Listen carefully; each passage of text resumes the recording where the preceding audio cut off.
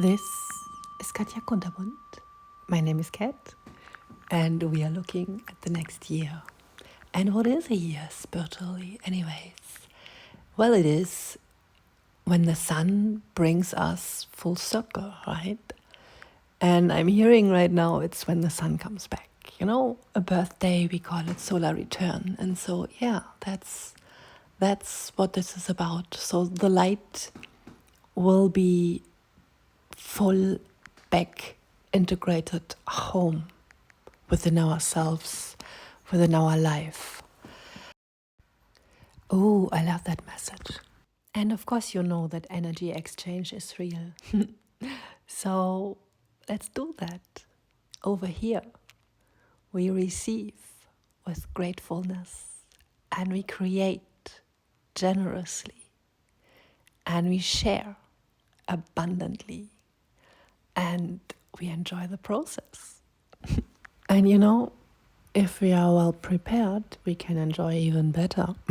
That's why we do this reading. So imagine life comes to you with this great opportunity for a backpacking trip around the world. But it just happens, you know, and it takes you while you were just going out and you haven't even your backpack ready. Right? And then you are somewhere. It's super nice, but you have no things, you know, not even a toothbrush maybe.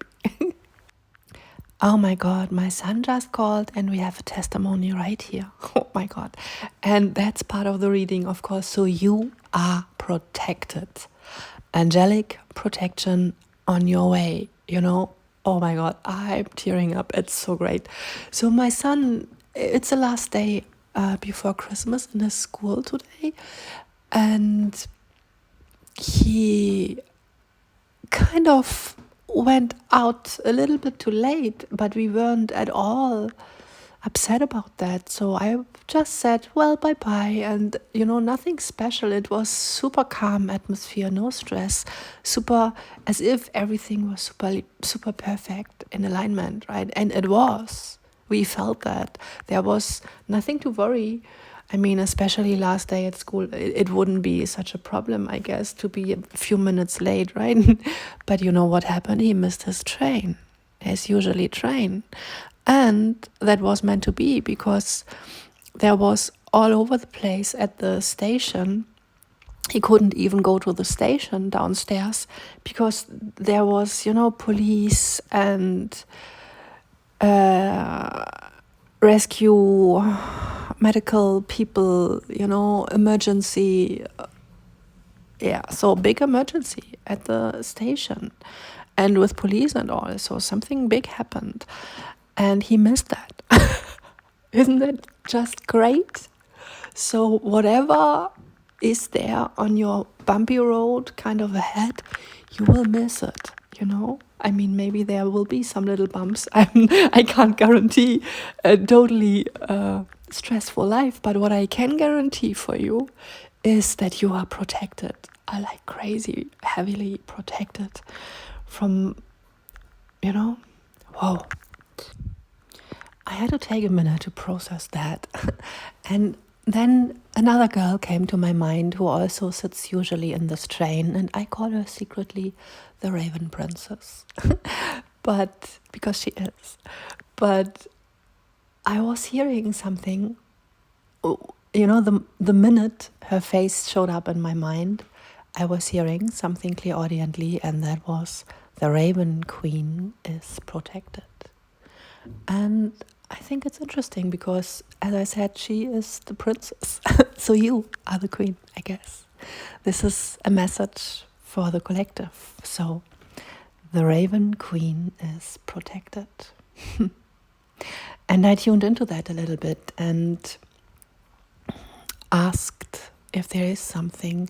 Also, I took a break to send a prayer, you know, to those who struggle. And maybe it's a good idea to do that together right now. So let's take a minute and pray and send some energy to those who struggle right now with their baggage, with their underworld, with, you know, things life things they have to deal with to trigger healing, basically, on a soul level. That's what's happening, right? When we go through painful situations, including even accidents, including health issues, this forces us to, stay with us soul-wise and turn towards a specific problem. And injuries tell history. So soul's history, ancestral history, things like that, deep, deep things. And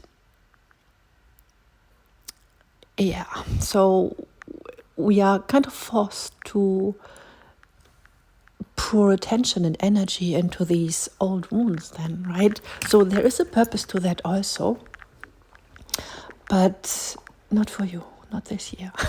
So I'm so glad to hear that. So you are kind of freed from your baggage, and really there's no thing in your underworld they are saying. It's like the underworld celebrates you.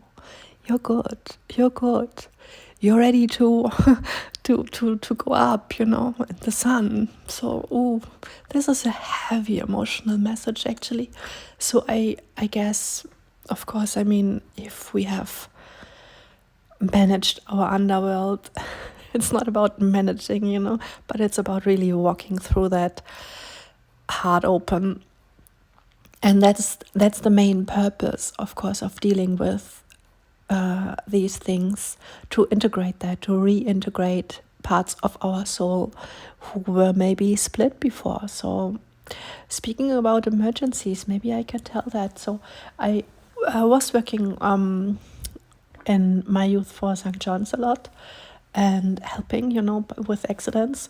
And when I had my practice weekend, my first, I was pretty amazed that after every little incident we were called to, the whole group kind of shared, stood together, smoked a cigarette, and shared over and over again, even using the very same words, the one story where it was like really bad, and it was like an image that had imprinted it in their, third eye, in their mind, in their soul, and really deep. So a traumatic event, and to work through that. And it was triggered, of course, every time when the bell rang, right? And then the brain was uploading it. Like, what if, what if this bad thing happens again? And oh my God, this is a message for this collective. Because I already did this first reading here, and it will be a series, by the way. There will be some separate messages also, like more detailed ones, questions from specific guides also and angels. But this one is a huge overview. It's like when you look at a wave, we look at the whole wave. And then later we dissect it more and we look at the specific streams, what are the topics that came through. But yeah, so this message here is super important. So, we all do have that, right? We do have experiences. And so let's say it is about a person. And let's say there are wounds. And let's say it hurts still because it was really bad, right? And then this person, maybe life says, okay, there is a second chance or something like that. And then you're like, whoa, I'm hurt, I'm hurting. I can't, I can't open my heart. It's hurting. Because when I open it, it hurts. And that's actually the card, the 3 of Swords. It is about the heart with the 3 swords. And you know what we need to do? We need to take out the swords. But only, of course, in a safe space. When we are ready, with the medical care then. Otherwise, we would bleed out. And that's why we run around very often with our wounds not cared for. Because to care for them, we need the safe space, right? Oh, this is a lot. Okay. And it is all, as I said, about integration or reintegration, and that's what all karmic events are for, to trigger old wounds, to reconcile. And we do reconcile within ourselves. So reconciliation and union, these are things that are happening within. And then they will be mirrored, of course, outwardly also. So I know it already sounds pretty twin flamey over here, and I won't write anything about that in the description, thumbnail or so, because I don't want to attract, people coming from a space of I want, lack mentality. We don't want that, because this collective here already has worked through their underworld, I mean, you are celebrated from the underworld, actually. So, yeah, you did your work. And I don't know how you did it and what you did, so we can chat about that. And I will tell you what I did, or what my guides are doing with me to heal those deep wounds. And, in a twin flame connection, but also, of course, in other soul connections, I have experienced myself some other deep soul connections also before. So it is really always like the same. I want to say ritual, but it's not the word. The same procedure, maybe. So we do have stored things in our shared memory, right? Life experiences. And for example, the father of my son, yes, I can bring that as an example. Great idea, angels. We had a lot with accidents, actually. Traumatic, life-threatening things. And when shortly after we were together, I needed to go to hospital, right? And then shortly after our child was born, I was suddenly in hospital again. And it came both times, it came totally out of the blue. Like being full healthy and then falling to the floor and having something you didn't even know you had, right?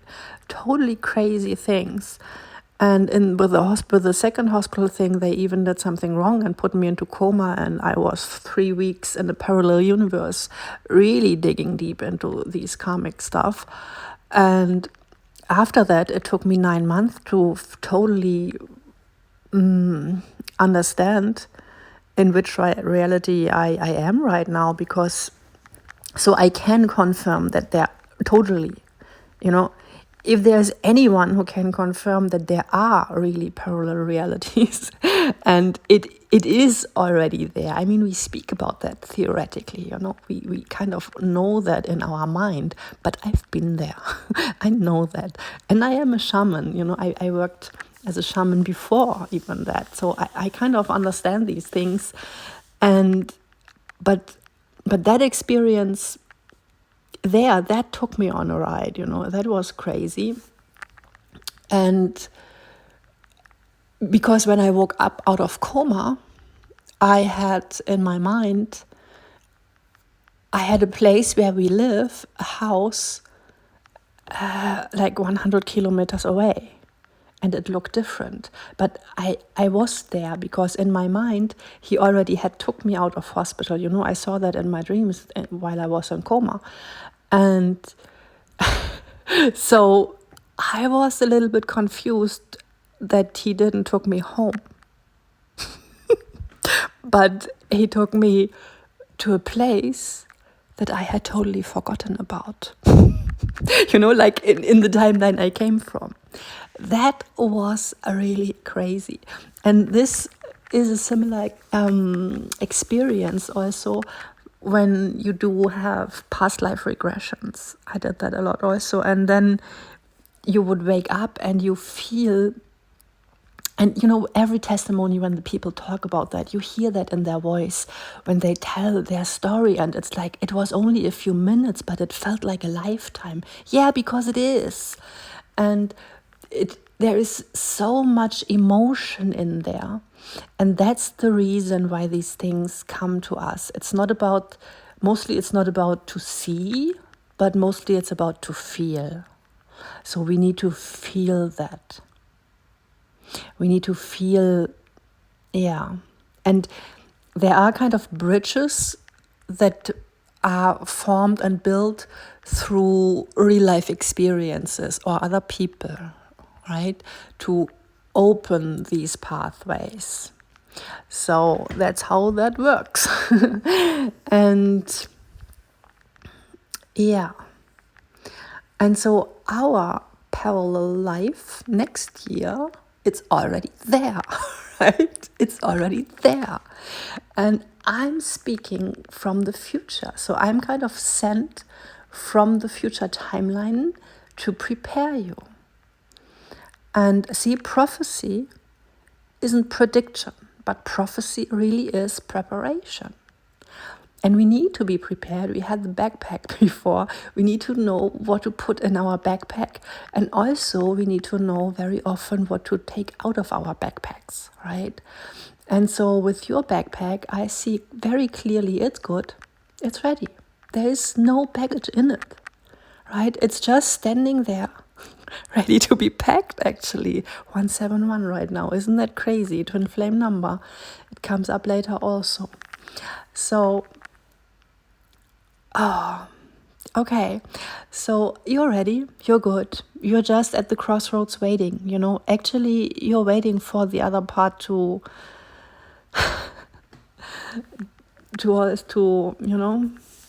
come also to that place. But I can tell you from my story, when I got the message for myself that my twin is ready now and he is coming, and then he was sending his first little knock, knock, knock, are you still there? I was pissed, really, because I was, of course, totally in my purpose work here. I'm creating decks, and I'm doing my art, and I was preparing readings, and I was so totally in tune with all that I wasn't feeling that. I was like, "What?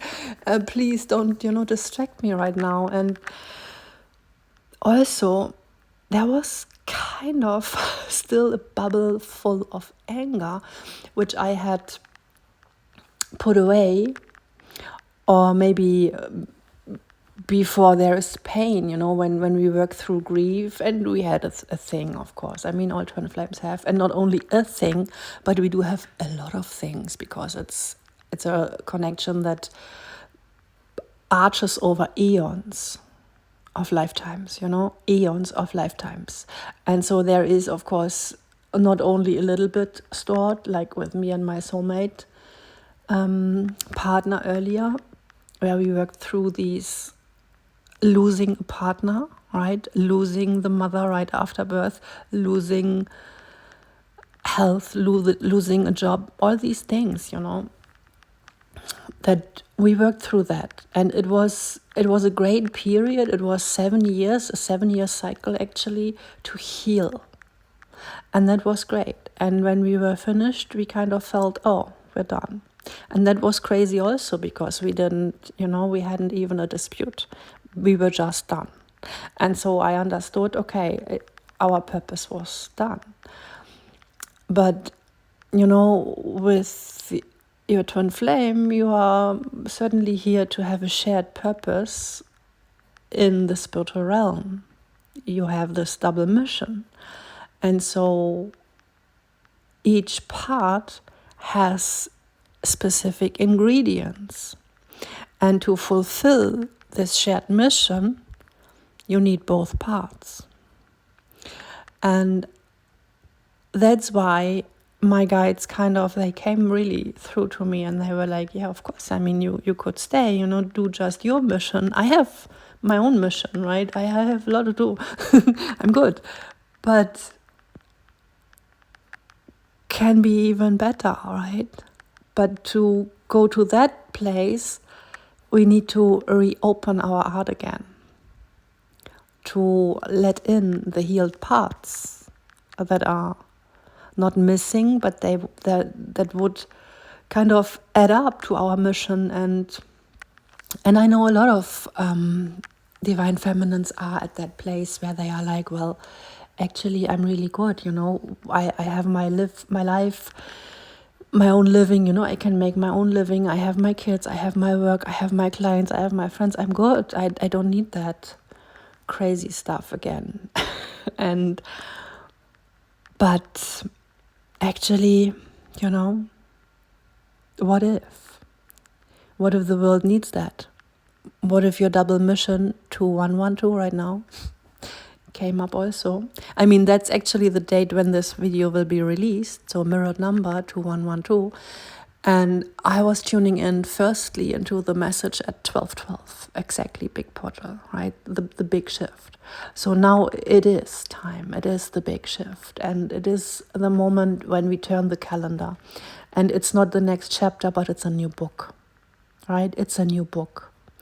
And that's why we need to close the old book and let it be. And let it be this drama story. Yes, it was, dramatic. Yes, it was traumatic. Yes, I understand that. I mean, I have some things there too, right?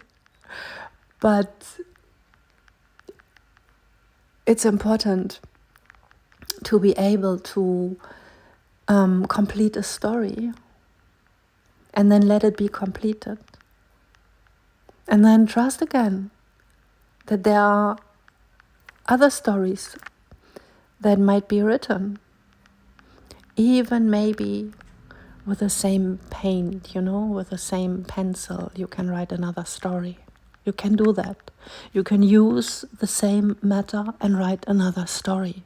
I'm hearing that clearly. That's a message. And usually we don't do that. Usually we just have our closure and then we are on our way. And then eventually we have a new chapter, a new book, right? But with someone else. But the crazy thing with twin flames is that they are so deeply connected in the spiritual realm, in the unconditional love, where we know, where the energy, it's not about knowing, it's just the energy is the energy of forgiveness. And I had tuned into that immediately after the huge bad things happened in my connection, Immediately after that, I was kind of taken into this bubble of forgiveness. And I was posting for weeks only about forgiveness, totally kept in this high energetic bubble from my guides and angels. And yeah, and they were also all the time like talking to me and telling that it is all good, because that happened, that even ensured that there will be a chance to reunite this lifetime. Because, we need to get these karmic things out of the way. We can't avoid that. We need to go through that, because that's the only way that they are then done with, the underworld. Otherwise, the ravens would come for you and they would claim their part, right? And nothing against ravens. I love them. I work with them a lot, but that was just the sentence that came to mind.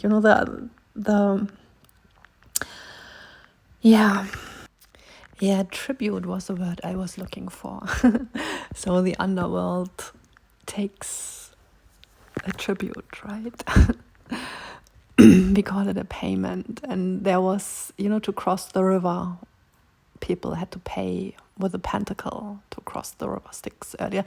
So now we are kind of deep in the energies again. But I want to give you more human examples. That's actually why we do these messages here, to have also human relation points or something. And so the soulmate with whom I was, the father of my son, and all the things I mentioned there. So that was 3 big topics, the illness, the losing job with that, and the ability to work. Of course, when you are in hospital, you can't work, and then the nearly being, losing the wife right after childbirth and stuff like that. So that was an imprint in my Akashic, in my soul, and also in his. And so we could work that out together wonderfully and heal from that. And so in this lifetime, I have formed a bridge, a link to the other lifetimes where that actually had happened. And I healed those timelines through the healing work we did in this life. And the same happens in our twin flame connection. The only thing is that we are not done at the end of the healing, right?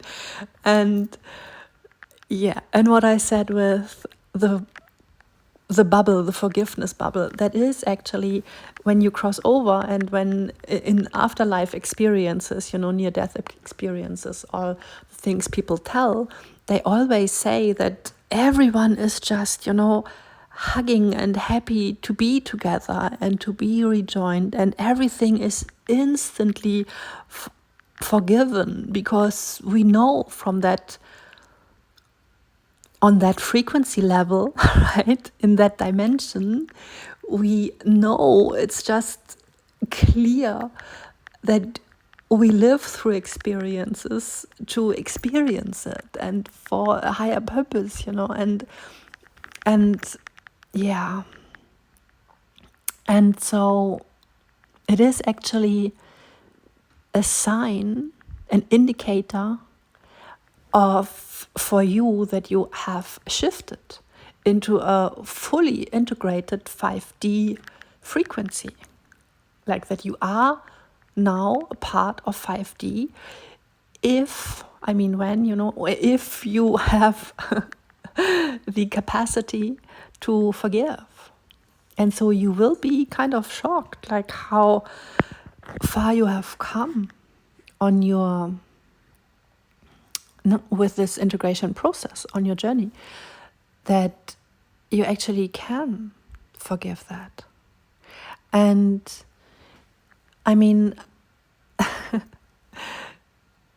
I guess some people have, everyone has some things in their pockets, kind of in their basket, when we enter this life, and in the connection, in between them, to work through. And both parts try to work as much of it out before the initial meeting, I guess. See, on my part, I have quite a list of things I worked myself through.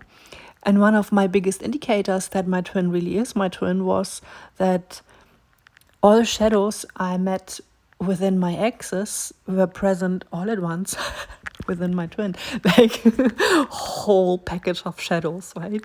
And we know that this mirroring experience, it's not so much about the love and light only, but it is really about integrating the shadows. And the shadows we put on our descendant side, like in the horoscope, we are the ascendant and the descendant. That's what comes from the partnership, from life to us. That's what we need to see so that we can integrate it, right? We need to see that, to be confronted with that, to integrate that or disintegrate.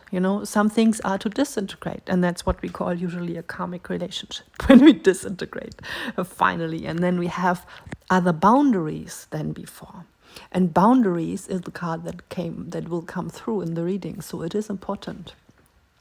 And I will also do, to keep you really safe through the next year, all of us, me included, to keep us safe, during this ride, I will make a reading about boundaries because it really came through strongly. So, and that makes so much sense, because what we want to have our boundaries up against is the past version, It's like you won't date the same person. You will date the version 2.0, right? Or maybe even 3.0. I think 3.0 is best.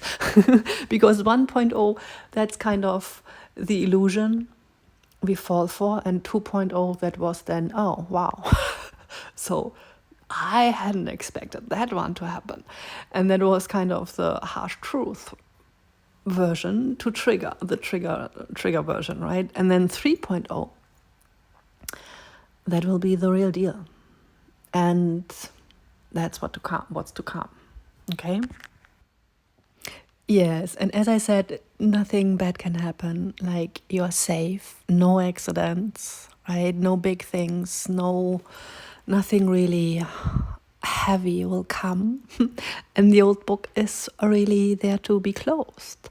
And maybe let's try a mind trick to have a permission slip right there. Try to fold the time and to put the past story in the past.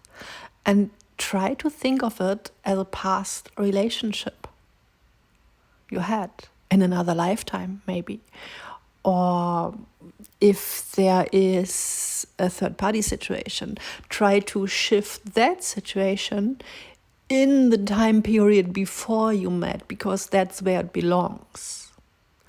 In my story, and I share that with a lot, I guess, because third-party situations are in the twin flame community a lot. So maybe they were just late, right? A little bit too lazy, and they hadn't maybe worked through that all. And so there was this one thing left, this very last thing they needed to work through, because you together cannot work through that very thing that needed to be triggered and integrated or released. And so that's what they did. And my twin, for example, immediately after we met initially, there was a kind of a long period, like near 9-month period until we met physically. But after we physically met, immediately after that, he kind of jumped into the other storyline. And that was crazy, and he didn't even told me, right? So that's the crazy part on my side to forgive. But it was totally meant to be. I can totally see that, because if I would have known it back then, I would have just cut him out for good. But because I lived in the illusion for 1.5 years, it was enough time to strengthen the 5D bond. And actually during this whole time, I was all the time full on channeling, and I did spiritual work before, but this channeling, this huge opening to the other dimensions, that happened, of course, because of our connection, because we do have these other timelines in higher dimensions as starseeds together, on other, in other realms. And that's what happens usually, that the initial meeting triggers spiritual gifts. And then we need a time period to unfold these gifts. And that's what the separation phase is for. It is totally perfectly divinely designed, actually, this whole story. And it's just helpful to know a little bit about it and to understand that. And all I know about that, I have channeled directly, from the higher realms. So I'm very sure with what I know. And I also know that a lot of people are kind of hanging in some unhealthy loops and not understanding certain things. And one very important thing for you to understand right now is that a reunion is not like other reunions in your life before, where you would join forces and be kind of more of the same kind. But it is really the union of different sources. It's the opposite energy. And Also with the typical age gap, there's a thing. I was just hearing Lost in Translation, so yeah, age gap, big age gap there in this movie. And there is a thing that you cannot expect, them to level up to your plate. And when I hear something on YouTube from the Divine Feminine Collective, it's mostly that we sit there kind of on our throne, kind of pretty much healed and good, but then we expect them to come up and show up, at our place. But they won't do that because they are sitting on a different throne. And they are also sitting on a throne, but a different one, as I said. So they are, divine masculines are usually younger, and they are usually, they are not there to carry this ancient wisdom. That's our part, to put it all into perspective. But what they carry is unique and rare gifts, and very often a totally different perspective emotionally, which is actually there to help you open your heart. I experienced that big time. So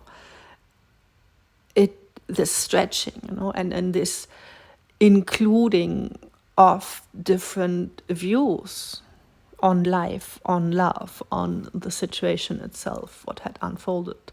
And because we are linked in 5D, we can, or beyond, we can totally get, like energetically, we get their perspective, even if we are not full on clairaudiently or whatever channeling, but energetically, we all kind of get it, that there is a different side to it. And so with this whole union, so you really cannot expect them to be a second you, right? That's not their purpose. And you are already complete. And maybe every single one of your exes added to your completion and helped you becoming whole. But your twin flame is not there to help you become whole. And that's, that's the main misunderstanding people have with twin flames. With your twin flame, you actually can only be together if the two of you are both completed and whole in yourself. And you really don't need them to complete anything within you. But you can then start building, the Three of Pentacles card, where the two people and then the cathedral is built. And that's the spiritual construction we built. And so with the twin flame double mission, it would be like maybe one of you, like you, have understanding about energy. And maybe you do Reiki or whatever, just as an example, right? And then they come in and they carry frequencies that are super special and that haven't been here on this world before. And those two things together kind of help you develop a new healing technique. If you share, forces. May the force be with you.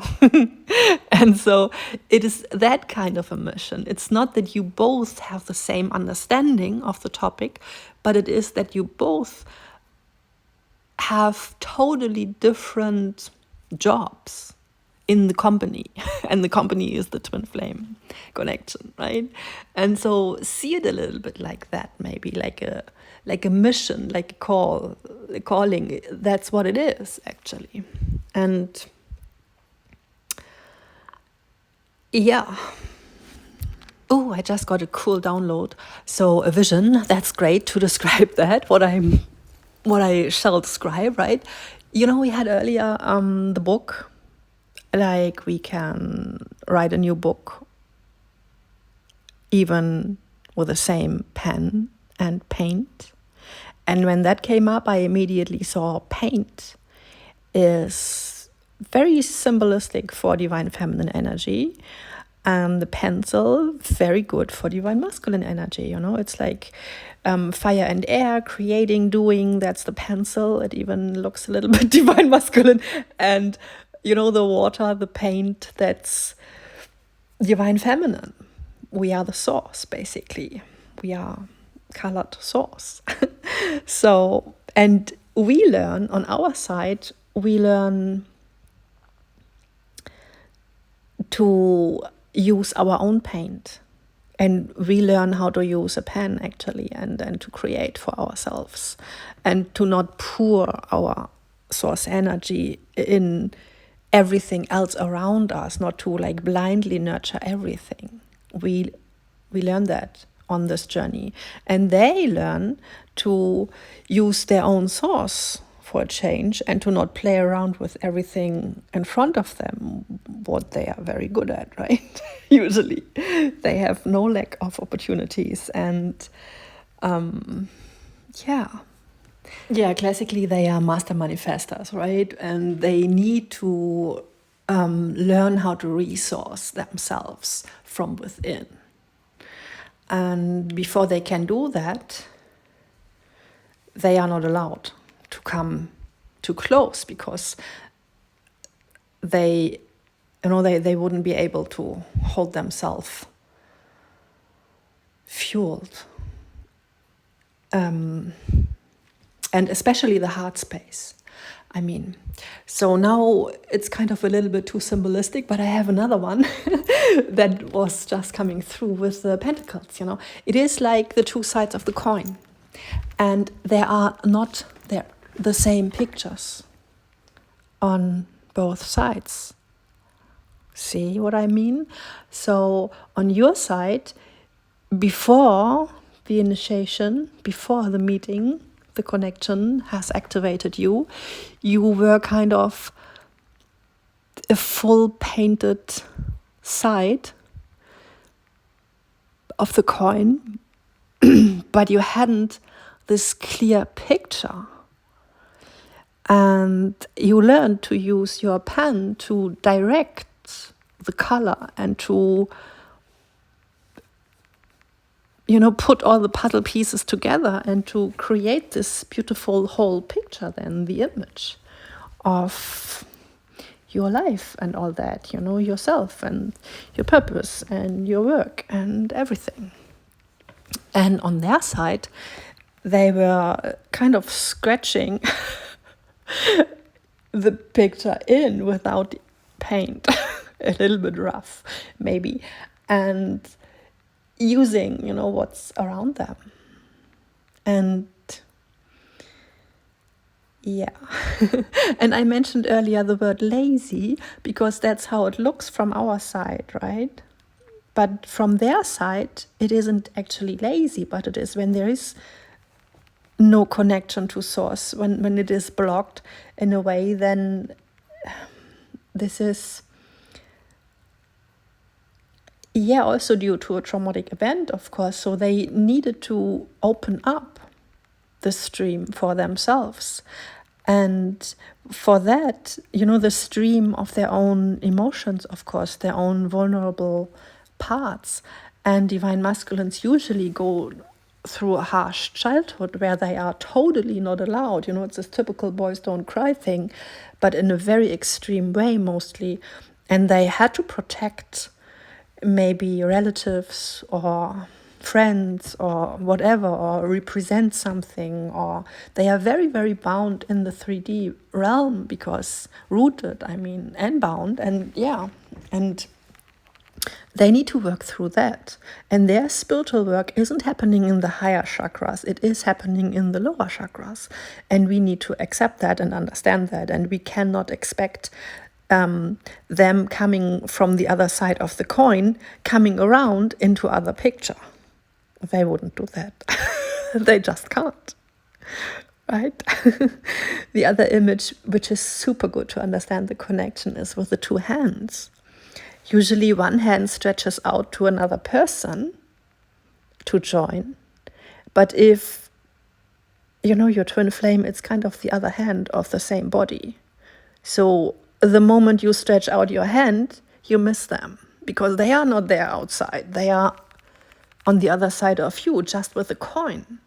And that's why we need to go through the core to meet them within our core, deep inside and center there. And so we share the same grid, right? The same core frequency, just like a pentacle, like a metal pentacle coin, right? And it's forged as one, but on two sides are different images. And that's our sweet little personalities, our identities we are carrying around here. And we need them to kind of portray something to the world, to broadcast. So just as I am here broadcasting this video, this message, and for example, I do a lot of art, and everyone has his own things. And I cannot expect my twin to hop over to my side and help me with my channel or help me with my art. They wouldn't do that because they have their own things they are creating and working on. And it might be even just something emotional, but I mean, personal, family, or I don't know. But in the end, when both essence, when both merge in the essence, then we can create something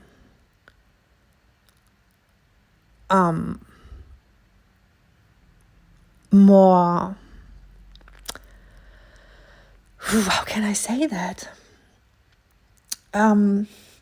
Let's bring in my kid again, another vision. So, kids pick up wonderfully on the energy that's there.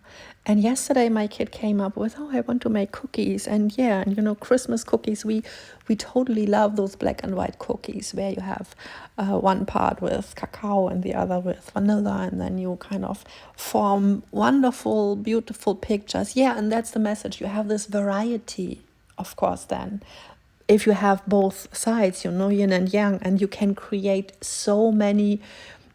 And now they are showing me all those frequency images we have from stars and from flowers, they emit, and from water especially, when we have those pictures in water and frequency sound is put on these water bowls, and then they look like flowers and singing stars. And of course you are a singing star. And of course you're twin too. And then when you merge, you are a double star, right? And then you open this huge stargate actually, and you emit totally different frequencies. And the image in the water ball then, it's not, it's not you and them put as an overlay together, but your togetherness creates more refinement, and that would create a way more intricate and elaborate and whatever picture, as I said, like creating a new Reiki technique, and not only a technique of Reiki, but a totally different form of energy transmission maybe. So I think that was clear. So there's clearly something, have you heard that? That wants to be birthed through you, and the word is always first. It's the first thing that manifests. It's the first ray, the blue, the throat chakra. And the breath, it starts with the breath, new life. And I'm hearing a lot of things simultaneously. That's crazy. Okay, so, but let me start somewhere. Okay, so I am actually embodying huge fourth ray energy. And the fourth ray, it comes through the root chakra. So this is all about being grounded on earth. And what I was channeling the years before is that the energy is not ripe yet. The collective isn't ripe yet to ground the energy. And it was perfectly divinely orchestrated because I was very immersed in my art and in some other things. And also I worked through some of those crazy karmic storylines, in my spiritual past lives. And I was nearly blind for 2 years, which will come through every now and then because I can't read so well what's written on the cards sometimes. So bear with me, right? And think just about how great it is that we have the ability to heal those heavy traumatic things, and that we have the ability to be out in the open these days and even showcase our divine gifts and use them like in the open. So bringing the occult back into the light, right? And not hiding away because people are crazy. I'm from Germany, and they did crazy things in the Middle Ages here with the spiritual people, the witches, right? So, for example, losing eyesight, right? That was a typical thing. And it hurt. And I worked through that. And I heard that. And now I dare, to face kind of the public again. And so that's just an example. You have your own stuff there, but it's a good example, of course. And for how we heal and that's the purpose of the Divine Feminine, to heal our spiritual timelines and to bring them forth, with the fourth ray energy then, and to ground them. And this is then actually the foundation for New Earth. We are here to build that. We are here to embody the grit. We are the fundament then, we are the base for the new era. And later in this message, I am channeling also that we kind of lay a foundation. Next year actually lays a foundation for the next 60 years. And so this is big. And I'm saying that all over the reading every now and then, how big that is, because, I tune into the energy, and it is one of those big waves where the chances are that you wouldn't dare to hop on it. And that's why I'm here, like calling you in, and you need to, you wouldn't want to miss that. Really, you wouldn't. It's great. In the end, it will all be great. So hop on your wave. We will prepare you, to be safe. And as to the timing, I have to say also, now I'm tuning in the end of 2025 and in preparation for the year of the fire horse, the Chinese year of the fire horse. But of course, this is a timeless message. And so whenever you are tuning in, this is the energy that you are tuning into. And a fire horse energy, big wave energy that will take you on a crazy ride. And it's safe though. It's safe though. No accidents expected on the road. No real trouble is there.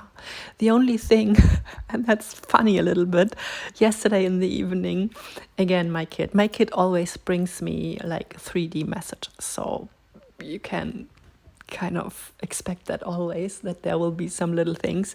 And yesterday he was doing the cooking in the evening, and usually he does it so wonderful, and for me it's just a treat, right? It's a super treat. And yesterday I got the first series of the cookies, and they were burnt. And the meal, it was with pasta and tofu, we are plant-based, and tomato soup, and like very nice root chakra. Looked like childhood dream, but then it was fucking hot also. So it was too hot and too burnt, right? So too much fire, right? Fire horse. And that's kind of the only thing we can expect. And yesterday I was like, so what was that for a spirit, right? Why? And now I understand, so that I can tell today, that's kind of what we can expect. It might feel too hot, and it might be a little bit too well cooked and burned, because we are not used, of course, to these high frequencies yet, and we can prepare to a certain space, I'm hearing, to a certain level we can prepare on our own. But then the next level, we actually need the second part to experience this crazy rising and to have this, this double star. A double star can only create it, with 2 stars, right, actually. So, yeah. And then we will be overwhelmed with holding this grid. It will feel a little bit bumpy, right? At the beginning, when you build a bridge and you have those sticks and they are huge, and you can't really, it's a little bit difficult to direct them at the perfect place. Just as with the image in the water, it will not be clear at the very beginning. I saw actually yesterday also one of these little shorts where someone had poured frequencies onto a water ball, and I love them. I love these all these works so much. And yeah, maybe I even offer you something. I have a connection to someone who does where you can send an audio and then you get a picture of your own frequency. Isn't that great? I guess I will put a link and I will offer that if I can make a deal with him that he wants that, And then, yeah, you can order that on my website and I love that. But yeah, it is these images, it takes a little bit. That's why it's an art also to create that. It takes a little bit until they have stabilized enough so that the image looks really beautiful then, right? Like a flower. It's not like first it's a clear picture and then it's pop, the flower is there. No, it is a little bit of adjustment and work, and the frequencies, some are, they need to, like an orchestra, it needs to tune in, and the instruments need to be tuned exactly at the same. Ooh, and so now we are kind of ready for this duo, this music piece. And of course, when you start, you don't start with playing the 4 seasons full on perfect, but you start with the tuning in. And that's what I need you to prepare for, so that you exactly know how to best tune in. Now I understand that. And it's so funny because we are already in here 1 hour and that's the intro, right? But it is, of course, the intro I spoke it after this first overview over the wave, and that's over 2 hours long, by the way. So you see, it's really a long thing. So do whatever you want to do, right? Take it out for a walk or save it and listen to portions. But it is really interesting. I loved it to have it all at once in the picture. I wanted that for myself, actually. And to have this overview for the year. And of course, I thought about, I create that for my channel and for my collective. And I was expecting more career stuff, actually, because I am opening my channel, right? So, yeah. And then all these things came out so strongly that I felt the need to talk about twin flames a bit in advance. So we did that, and we should do that. And what else? Yeah, maybe it is a good idea. Oh, a crow just flew over my roof top. Like, ooh, great rising. And ooh, that's cool. So, in the Mayan times, and now there are 2 crows. Oh, isn't that, oh wow, that's so great. So one flew just right corner, high, up to the rooftop. And then they came back, the 2 of them, and now they are flying direction south, which is like summer, which is grounding, full energy. Oh my God. And I always channeled that when I met, and now there is even an airplane rising high. Oh my God. That's so great. I just wanted to tell you, like, I also read the sky, in the Mayan timelines, we did that a lot. We had books there and we did book divination. And I have my past lives pretty open, and I see them as parallels. And I tune in and draw from it. Also, when I do read tarot, sometimes I tune into other timelines and I have a total... I like it, it's then the kind of classical interpretation, and I also tune very much into that from a spiritual perspective. But yeah, so this message here, it was perfectly clear, right? Perfectly clear. Oh my God. And I'm amazed always when these 3D things happen, because they are very much like a highlighter, it's stressing that. And I am a physical medium, actually, which just means that spiritual energy can manifest easily in my sphere. So there are often things happening around, and clairaudient people also have that all the time, that there are things they hear that are related to the reading, and other things that are happening also, of course. So my phone was ringing like crazy in these days. Also, that was a thing, a little physical message, which prepared me. It was just someone wanted to sell something, I guess. So because it's before Christmas, and I didn't even answer the call, right? I had my boundaries up. And shortly after that, my twin texted, actually. And I was prepared to that. And I also got kind of the message to not directly answer the call, right? And that's kind of the last warning, maybe, or to be really prepared when they show up and they aren't fully, of course we never are, hopping over to the new timeline instantly. Just with the image in the water bowl, we need to build that up. And so, of course, there is a big temptation, right? And of course, they kind of would like to choose to come in and say, hey, can I have again some of your paint? Actually, I did like your colors, right? And I do have my pen ready, right? And I do want to have your paint, like your sauce. And I do want to resource my life now with your paint.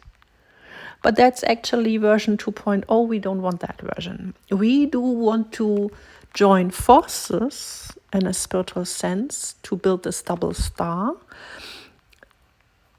And then to do that, they need to be able to resource themselves. Otherwise, our source would be used up, burnt out, right? We cannot. We can, but then we cannot up level. See, that's the thing. Of course, we can source another person, but just imagine two fueled people, right, coming together, building the bridge. Then we can build this third pentacle, which is our mission, our shared mission. And this pentacle needs to be created. It's kind of the Holy Spirit. It's the child that what is birthed through a connection. And every connection births something, just like my soulmate X and we birthed this child, right, which is now living with me here. And this is a divine creation, and it was also a sacred union, holy matrimony, right? And in the Lover's card, there is this third aspect. And actually, when Arthur Waite, when he thought about creating this deck, this Lover's card, he actually wanted to put a child there, because that's kind of the purpose, it's father, mother, child, it's holy matrimony, and it's, the spirit, it's divine masculine, it's divine father, divine mother energy, and then divine child. And wait, Yeah, so divine father energy, right? So they need to up level, actually. That's what they need to do. The divine masculine needs to up level to divine father energy.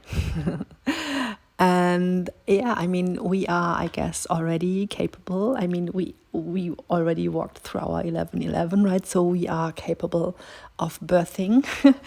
And yeah, but as I said, they might want to take it a little bit easy and reconnect at the older timeline, the former one, which isn't the highest, and you only can fulfill your purpose, of course, if you are both holding the frequency of your highest timeline. That's the twin flame thing, right?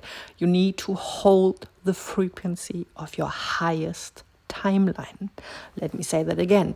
You need to constantly hold the frequency. I mean, as constantly as you can, right? Tune into that, as I said. Tune the instrument, which is you, your body, and then tune into that frequency of your highest timeline. And they need to do the same. And we are actually directing them because it's like, don't draw outside the lines, right? With this image in the water ball again, the frequency. So our boundaries kind of show where you're not allowed to paint, right? Where you're not allowed to dip your pen into. And so, yeah, back to Arthur Waite and the tarot. So the Lover's card, right? And to make really clear that the child isn't just a physical child in this world, like matter, like material world, but it is a divine child. That's why they chose, or he chose, to put an angel there. And Pamela Smith, she painted the picture, right? But he chose that. I mean, Pamela, by the way, she chose all images for the lower arcana herself. And we really need to give her more credit.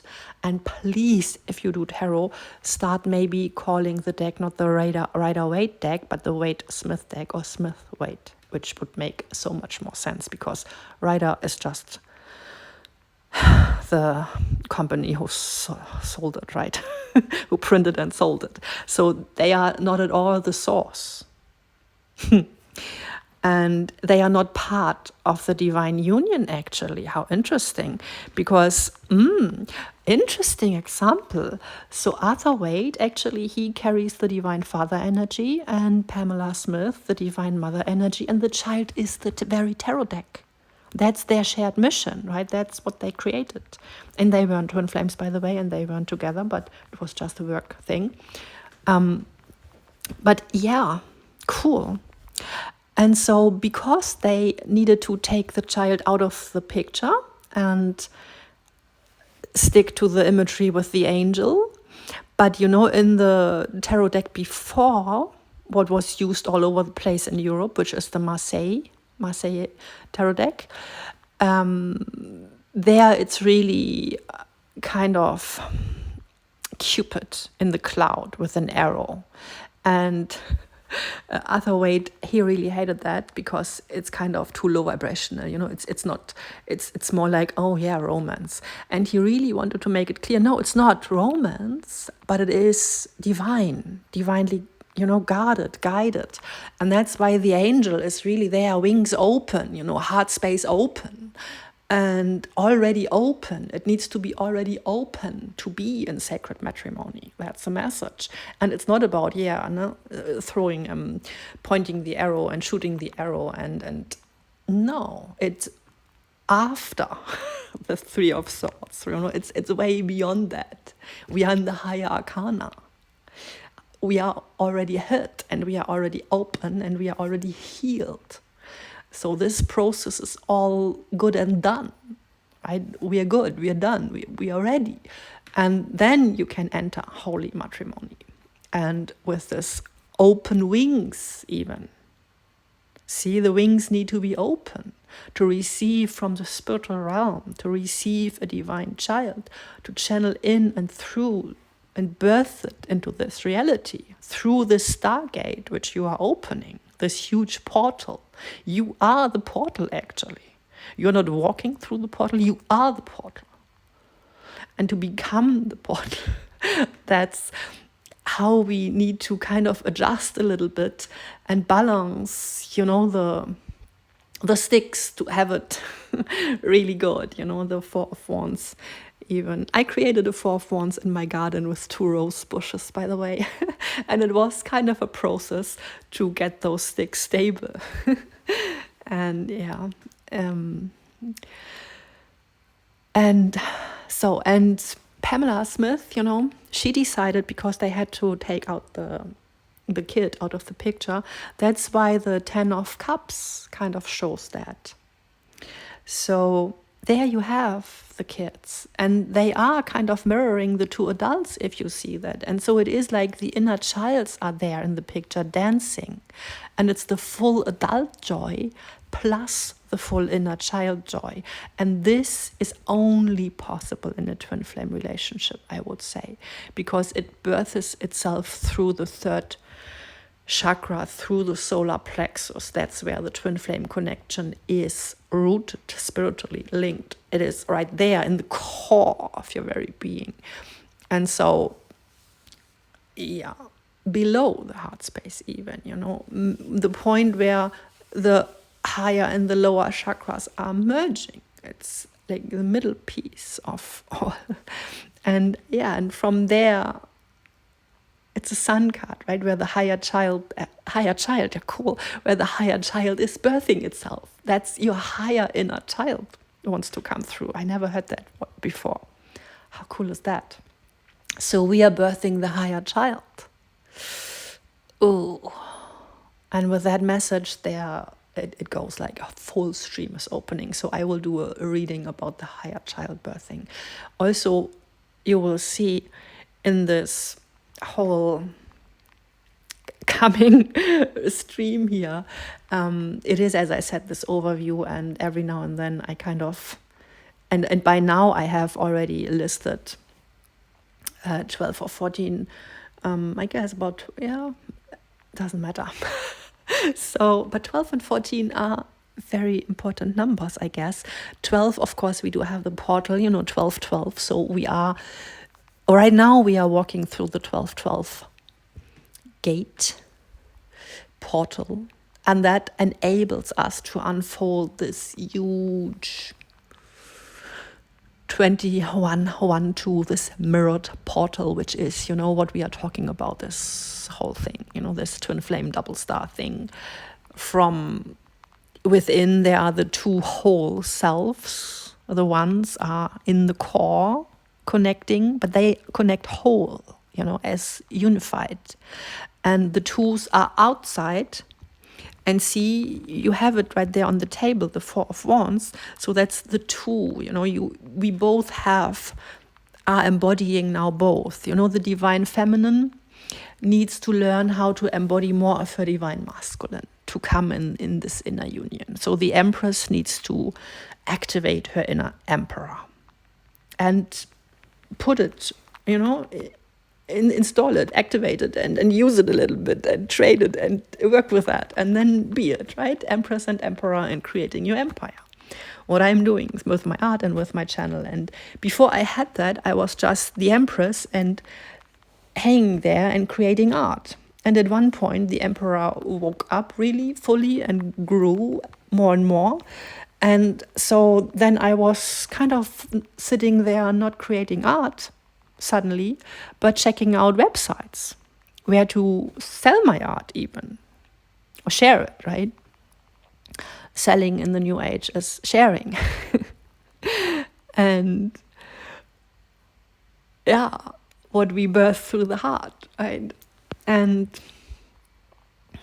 so basically the energy of money, of the currency of the new age, it's love. We know that. But so it's all about sharing.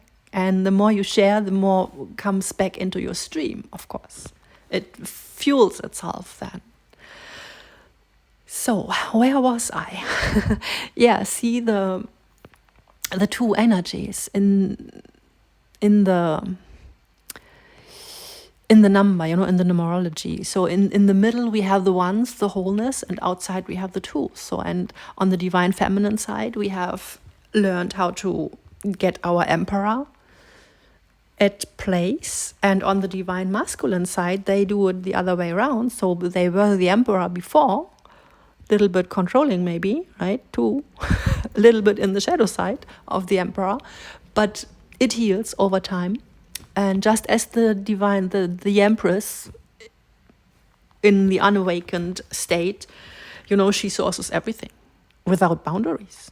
And so healing the empress means to install boundaries and to only fuel what is divine and do not fuel what is just for other people's convenience. And, the devil is in the convenience. It's like, everyone needs to also put in a little bit effort, right? We are not there to just source everything. That would make no sense. That would be a waste of energy. Just think about that. And so we learn not to color outside our lines. And we then, during the process, we kind of get this huge energy surge when we feel, wow, how much more energy is there even when we use it in our own lines. It's like creating ley lines in our life, and then wow, we are fueled, and then energy isn't depleting anymore because we have found the leaks. And and on their side, they are going through totally different things because they are there with the over-controlling emperor they embody, and then they need to learn to soften up, of course, and reconnect with their inner child, and then through that tuning into their source, their emotional source and soul, and flow and energy and truth, of course. And obviously it can easily happen when you reconnect that you kind of tune back into 2.0 energy, and you think, oh, now the emperor is there, so I can kind of put my emperor on the back burner. But no, never do that. Your emperor is right at your side, your inner emperor. He is, protecting you. You don't need the other one to protect you. You are protecting yourself, and actually also from them, from their laziness. You kind of see to it that no one paints outside the lines. And that is, you come there with the boundaries. That's your strength as a divine feminine. And so that's how you can direct the energy. And that's how the light can fuel the ley lines then. And you build this beautiful image, as we had with this bowl and the frequency flower in there, right? The singing star. And so you can then finally create this double star and this huge stargate. And we are actually living technology, if you would want. We are like walking starships. And, these Scotty beam me up stuff, we are these portals. And we install these portals and stream then, we broadcast these energies on your whole country, actually. It's like your mental plane, it's so vast, and you can... and it's infinite, actually, your energy, right? It's infinite. Think about sound. It never dies. There is no end to a spoken word. It echoes always. And wonderful. Wait.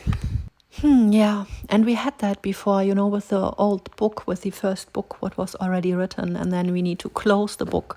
And that kind of cuts out the echo, I guess. Sometimes we need that, we need to understand, okay, so that's a past story, and we kind of close that. And there is a spiritual technique, of course, to do that, but for right now, it's enough to just envision that and to close the old chapter and to silence the echoes of the past, please, and allow allow the new energy to step through. That's portal energy. That's 1212 portal energy. That's this big, huge energy. And it requires a lot. A lot. And you know, of course, what comes after the 12. That's the 13. And that's rebirth, transformation. And that's what we are in for, that's in the right. That's the transformational process. And that's what is to come. But yeah.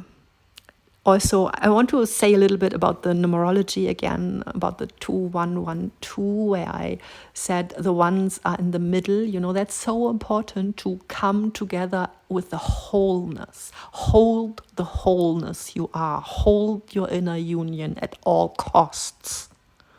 Otherwise, you lose your grip on that wave. Okay, so that's really important. And the fire horse actually comes to help us with that, because the fire horse and the year 2026 adds up to 1. 2 plus 2 plus 6 is 1.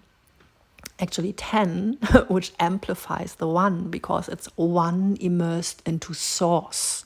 And that's actually inner union. 1 immersed into source.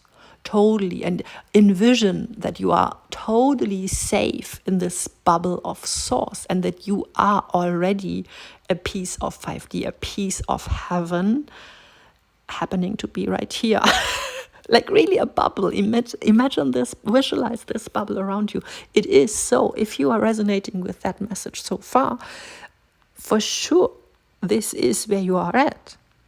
Otherwise, you would have clicked off a long time ago. See? And so hold this energy of wholeness, of oneness within self, within source.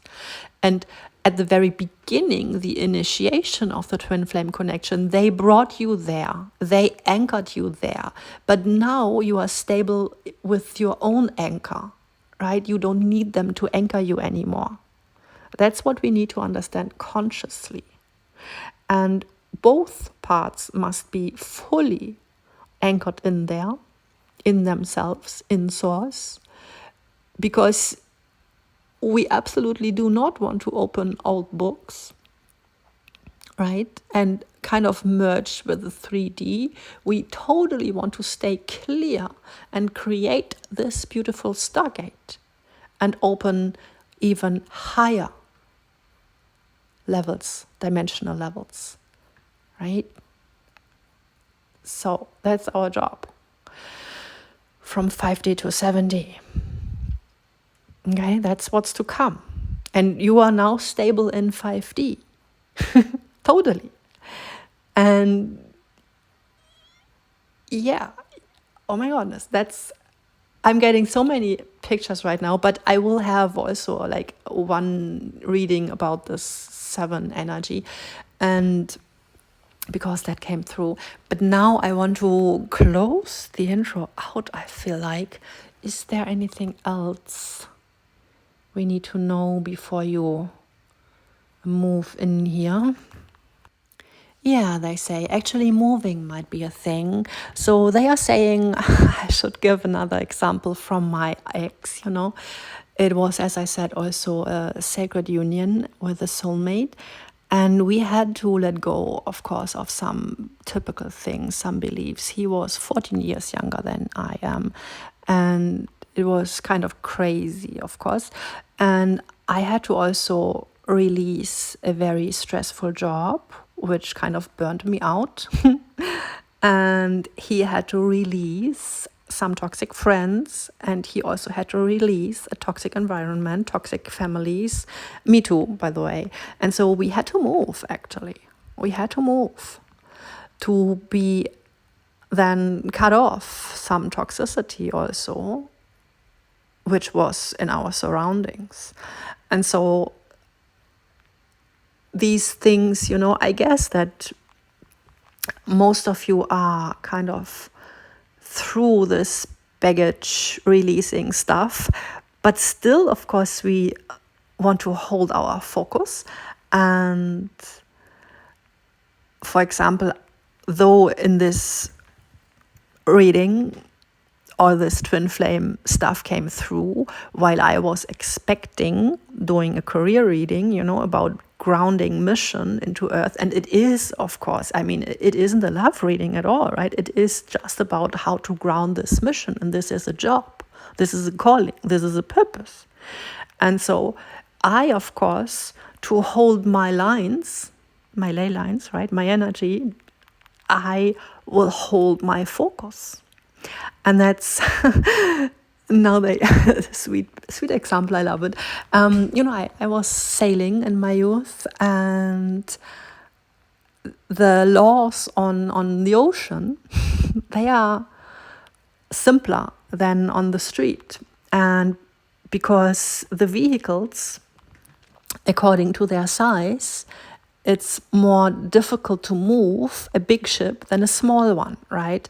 So it is like the biggest ships, they are allowed to just hold their line all the time, you know, their route, and the smaller ones need to give them space and move aside.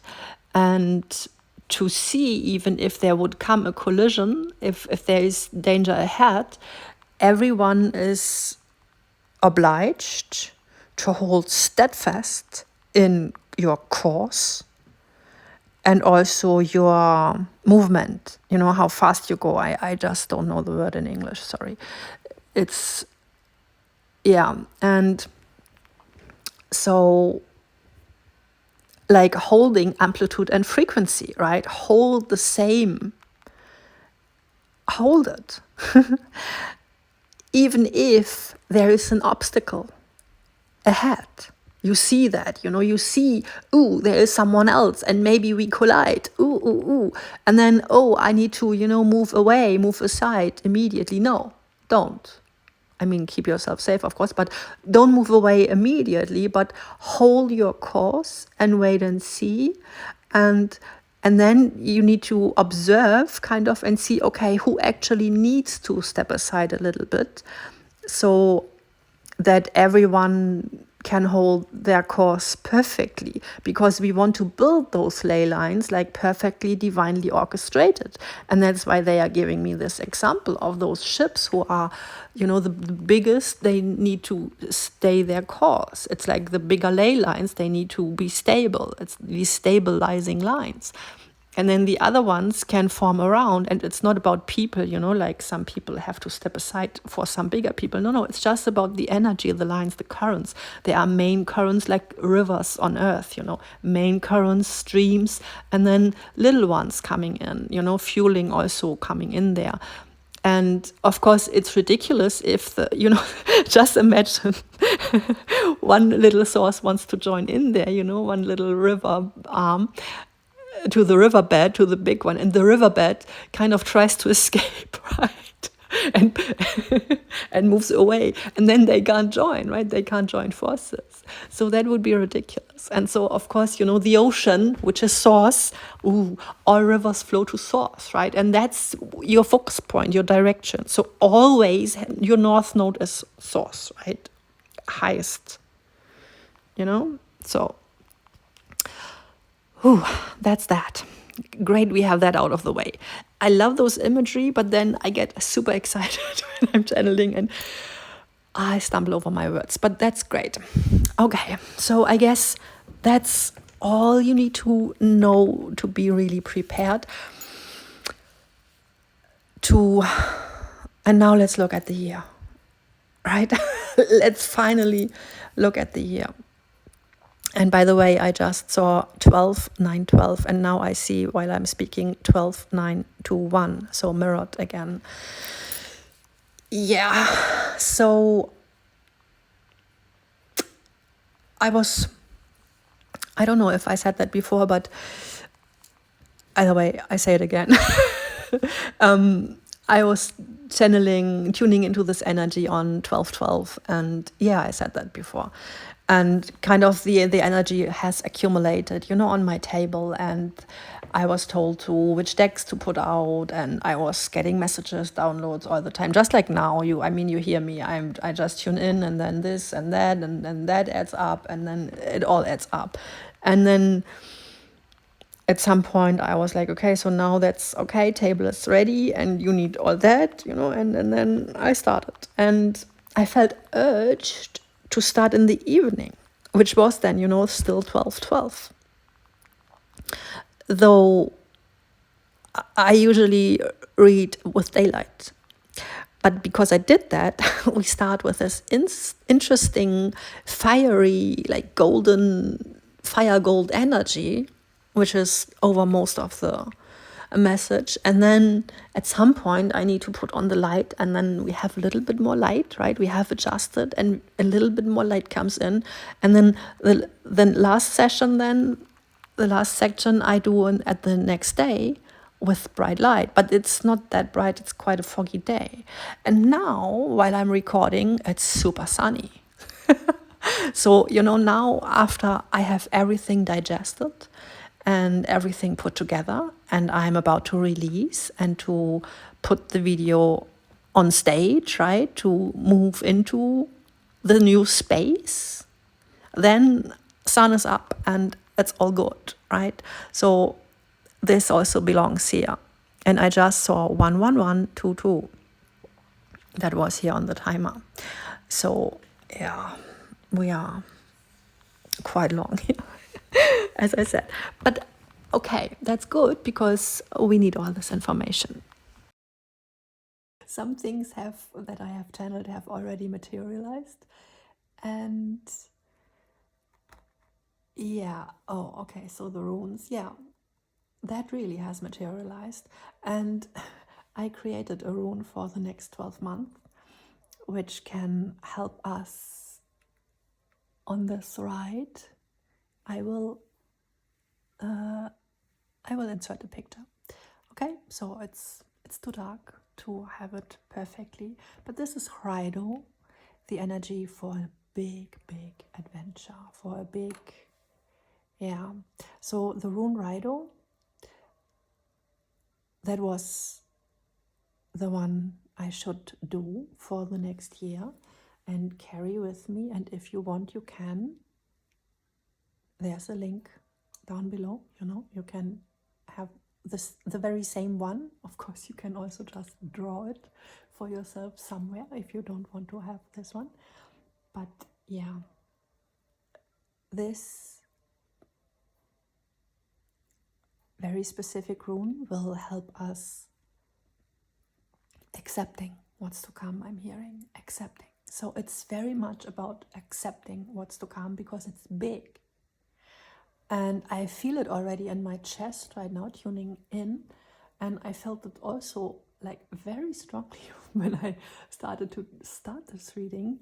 And I have also pre-recorded some other videos, and I do a lot of readings here on my table also for friends and for myself. And so usually the energy starts a little bit slower with a wave, and then the frequency rises higher, right? And so it usually takes a few minutes to go that high. But this energy, it was really difficult for me to tap in, because the amplitude was very high from the very first moment. And this is significant for the next year, because it's fire horse energy, the fire horse, right? And they showed me an image of a surfer on the top of the wave. It's that kind of energy, right? You can clearly see that energy needs strong preparation, right?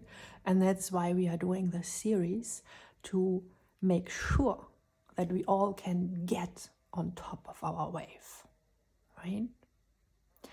So that's the purpose, okay, of these messages here.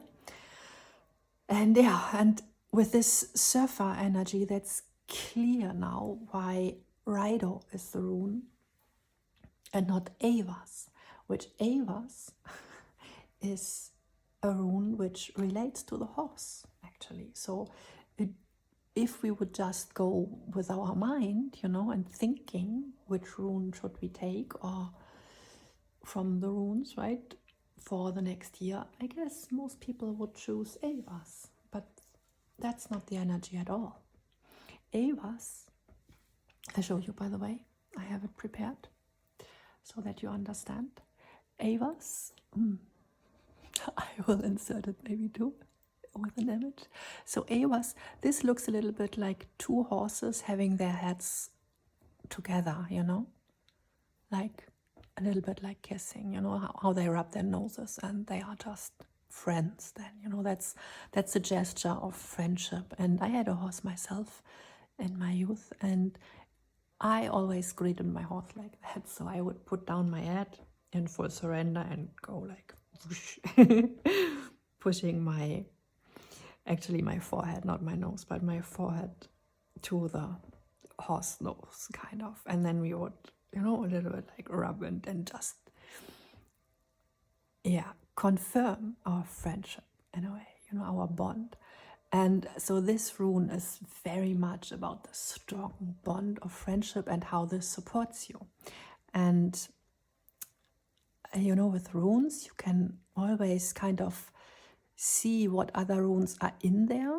And here we do have, as you might see, the rune Lagus also, which is water, like lagoon, you know, Lagus. And it's kind of source energy, and it's mirrored in this rune, right? And so this is a clear sign for what this rune is for. It's about this mirrored frequency, which of course totally supports us. It's about total loyalty. And it is the horse, because we know how it is with humans, right? They have all a little bit of more their own interest at heart. And so that's why the Viking said, well, the truest friendship you have with your horse, right? That's total, it's about total loyalty. But another loyalty than dog energy, you know, because horses, they are very free and wild, and it is a free spirit, right? Totally. And a strong energy. And so it's absolutely the fact that it puts his source, his energy, his resources, his capacity, his strength, and all into your help, you know, to support you, why it directs it to you. It only does it actually if the bond is there and if there is a true heart connection. And I saw that as a teen very much, you know, as a teenager, how some, you know, spoiled people try to ride their horses and they would try to control them. And I don't know, I don't want to go too much into that, but I have some pictures right now in my head, and you for sure too, right? For sure you know absolutely what I mean. And then there is this true bond with, of course we see that with Native Americans a lot, but also just the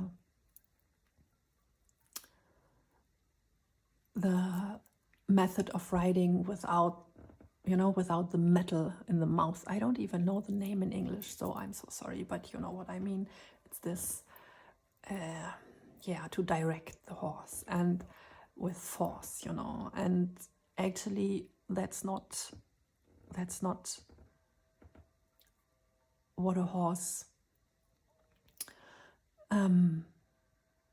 will tolerate. And this is very, very, very important to know for the next coming year. The next coming year, the next 12 months, they are not here to tolerate being tamed. They are not. Especially not because we are dealing with a fire horse, right? Fire horse. So this kind of horse type only is accessible every 60 years. That's just how the Chinese zodiac goes, right? They have 12 different animals representing 12 different years, but they also have 5 elements. And so if we put that together, you know, 5 and 12, then we have a cycle of 60 years. And I am also being told, and this kind of brings some pressure in. And we need to work us through that and to then be able to really ride the wave. So, because this energy also the next year, it will absolutely start a cycle of 60 years. It will impact the next 60, oh my God, 11 right now. The next 60 years, and we do have 11 here also on the table. So, yeah, with Hecate, we also have the number 3 on the table, and we do have those 3 candles. And by the way, that was so funny while I was preparing the table. Something fell down here in my room, and I was totally forced to pick these ones out, and they are, I have them forever, like seemingly forever. They are always, and because, you know, they are kind of special because they are water candles, I kind of never use them. And they wanted to be used. So if you have anything like very special, which you have kind of kept for, you know, those occasions who never come in a day-to-day life, right? This year, these things are going to happen, totally. And this year, those things, you will need them, and you will use them, and you will celebrate them. And yeah, Hecate said that. So it is really this crossroad and this union I'm hearing of, she's saying, of really things from the underworld. You know, that was really underworld matter that was shortly before thrown away even, you know, at some point. If you have things that you never use, at some point you would just put them away. And oh my God, now Gabriel comes in and he says, see, and this has to do with hopes also. Ooh, this is emotional. So there might be some hopes that we have put away. Like we have settled with, okay, so no, that's not for this lifetime then. Maybe next time, right? Oh, that's big, 1313. Well, I actually am here to tell you it's possible and it will happen. But of course, and that's why we are here, right? Thank you for being here, by the way. And it is about opening our heart space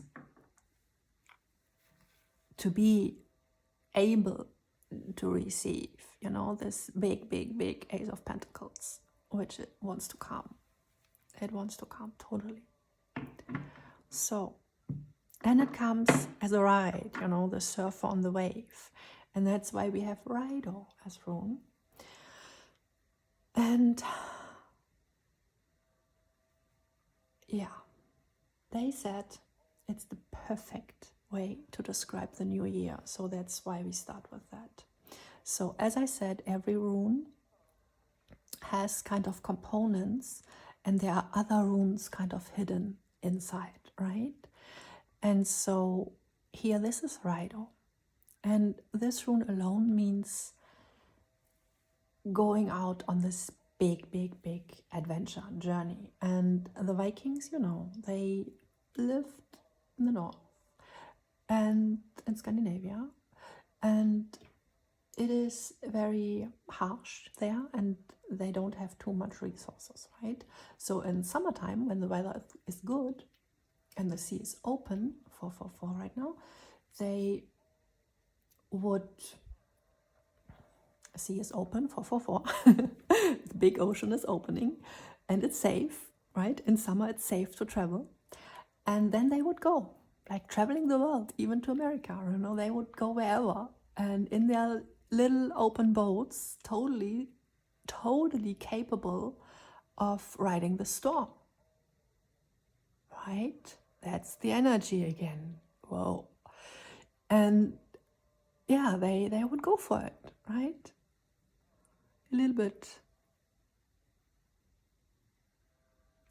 yeah, what do I want to say about that? A little bit aggressive, maybe. But yeah, also there were, of course, some just going as merchants, you know. So it's not only going to plunder other countries or something, but really it's just about going on this big journey, and obviously most of them were just merchants and going out to exchange goods and stuff, you know, and for the growth, right? And that's the purpose of those big travels. They bring in all these super foreign things. Think about, you live in Scandinavia and you go on this trip by boat to oversea, and then you come back home with things from China or something. I mean, that's super amazing that even was possible. And so it is, yeah, it's really going on this big hunt, and things, bringing things home that are really like miracles, things you couldn't even think of. And see, we are fully into channeling, so that is what is meant to come in next year. It is all about these things you have never seen before. And I received this message a few days ago also. It is really about things you have never seen before. Whoa. And that's why we need to tune into our subconsciousness fully. Because in the ocean there, you know, where she isn't looking, it's full, the ocean, full. And right now we are like this. And we are about to turn around and dive right in. But yeah, this is a very important stage, by the way, to be in, because whenever we get new energy, right? Ace of Swords, Archangel Gabriel, if you work with the archangels, Ace of Swords, a new insight, a new download from spirit, a new inspiration, imagination, whatever it is, then you sit there with the energy. What we are doing right now, right? You sit with this energy and you channel it. And before it becomes your truth and it totally opens your heart. And yeah, I know the card isn't so much like the card after that, you know, Three of Thoughts, but still Three of Thoughts, it's about the heart opening and expansion. And like all threes, you know, and we have the three with Hecate and with the candles and also with the Empress. So it is, we have already 333 on the table. So yeah, and but this state here, it's very important, and it is the state of preparation. Receiving, getting the downloads, and kind of making it your own. And this is how we work on Earth, right? We receive divine downloads and we make it our own. And okay, so another example for that, nice example, by the way, thank you, angels. So a child receives the cells from their parents, but in the first 7 years of its life, it totally transforms it and makes it its own. And it puts its own blueprint onto everything, you know, and that's important. So what we don't want to do, what we really want to avoid, is getting downloads and do copy and paste. Running around, copy and paste everything, you know, getting a message, something someone else said, and then you just repeat it. That's not creation. That's not how we should operate. We always need to take a message deep within our subconsciousness, and then make it our own, feel ourselves through it, and that's what she does, what she's doing.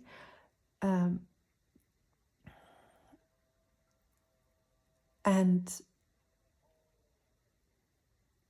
yeah, and then we can birth it as the Empress, right? So now let's take her here. And this, by the way, also it fall into my hands. What is that now? Okay. 7 of Wands, protection is here. So this fall into my hands too. And it is a palm tree, which for myself, this signifies, wow, I can't speak today. This signifies Pentecost energy and ascension, of course. So, yeah, we are rising, right? Very high. So that's that. I try to kind of empty the table, because I know usually it's the other way around. We start with an empty table and then we fill it with cards. But as I have channeled already so much, we need to do it that way. And then at the end we will have some space, hopefully. But yeah, I don't know how much we can manage in this first video, and we will see. So now back to the runes. Yes? Okay, back to the runes. So as I said earlier, before I was interrupted from I forgot what, righto, right? Big adventure, big journey, big ride, the ride, right? The ride, the big ride. Let's say like that. 2-2-2-2 right now. Ooh, okay. And we just had that energy about this alignment, and yeah, but 2-2-2-2, that's big. That's putting your true, that's 11-11, but 2-2-2-2, that's kind of next level. That's 11-11, it's all about opening your portal, being able to manifest instantly, like walk through the portal, and what you think, because it just manifests, it's instant manifestation. It means you are aligned right now with the universe, and you can create and go for it, whatever you want, right? So that's that. And we keep it on the table. That's not meant to go away. It's kind of our entrance point, right? But 2-2-2-2, that's then the next level, because that's life answering. And life kind of not only resonating, but actually like what we had with the Ava's rune, mirroring back your energy and kind of creating portals over portals. And it's, I don't know if you had that already in your life. When you suddenly feel you have shifted, and then you really see it playing out in the 3D, and everyone comes towards you with exactly your energy. And it's not anymore like you are looking for the doorway to go through the suppressive matrix, but no, it's totally open, and everything really comes kind of multiplied,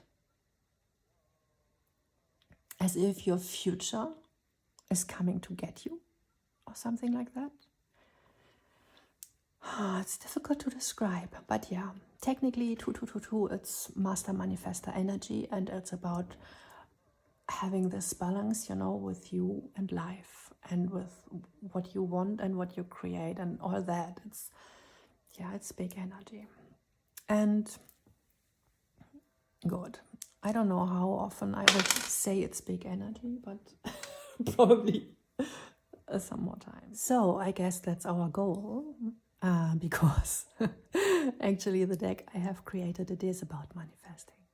So we will look into that soon. But now I'm told to finalize this here. And this actually, oh yeah, nice. So thank you, angels.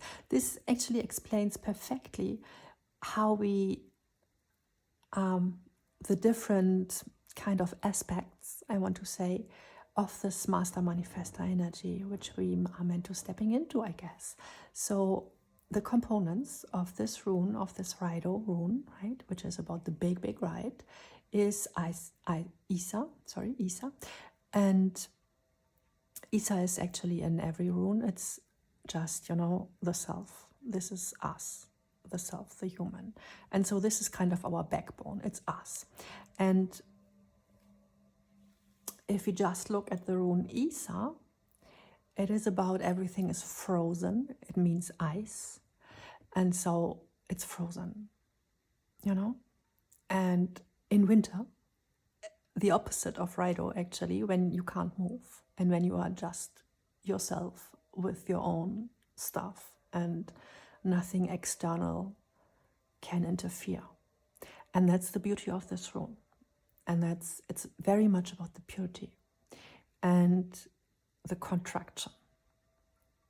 So, and that's a backbone, and we need to have that, we need to be in our authentic self to do anything, right? That's just basic. And so then we have this one, right? This is the upper part. And this is Vunyo. Vunyo is a wonderful energy. It is pretty much Four of Wands. It is home, celebration. You can see it like a little flag there, like a celebration flag. And it is, how can I describe that? For example, if you have a dog and the dog has a basket, and you know how the dog goes in there and cuddles, and it's just cozy, it's just comfy, and it's just super, I love it. It's so nice, and he feels so just well and yummy, right? Cared for, and yeah.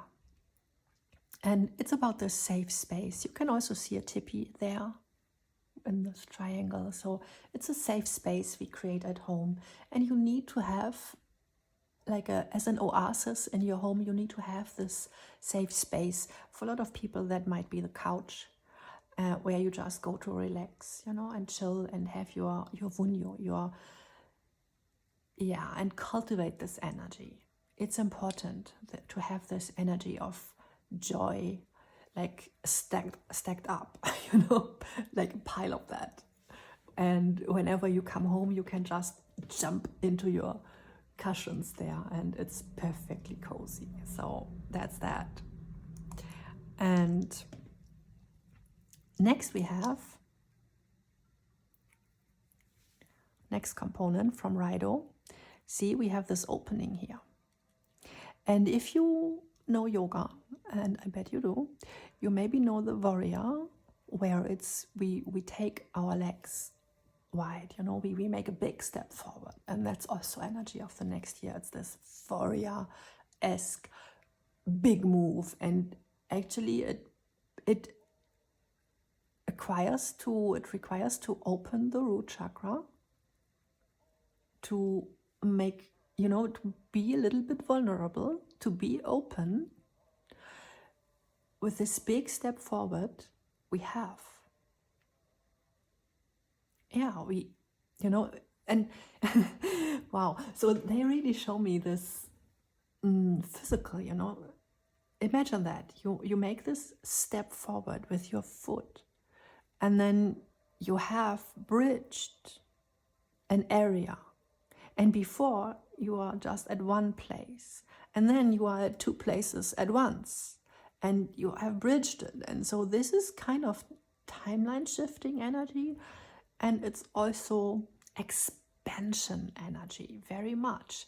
And to expand, we need to get a little bit vulnerable and open, right?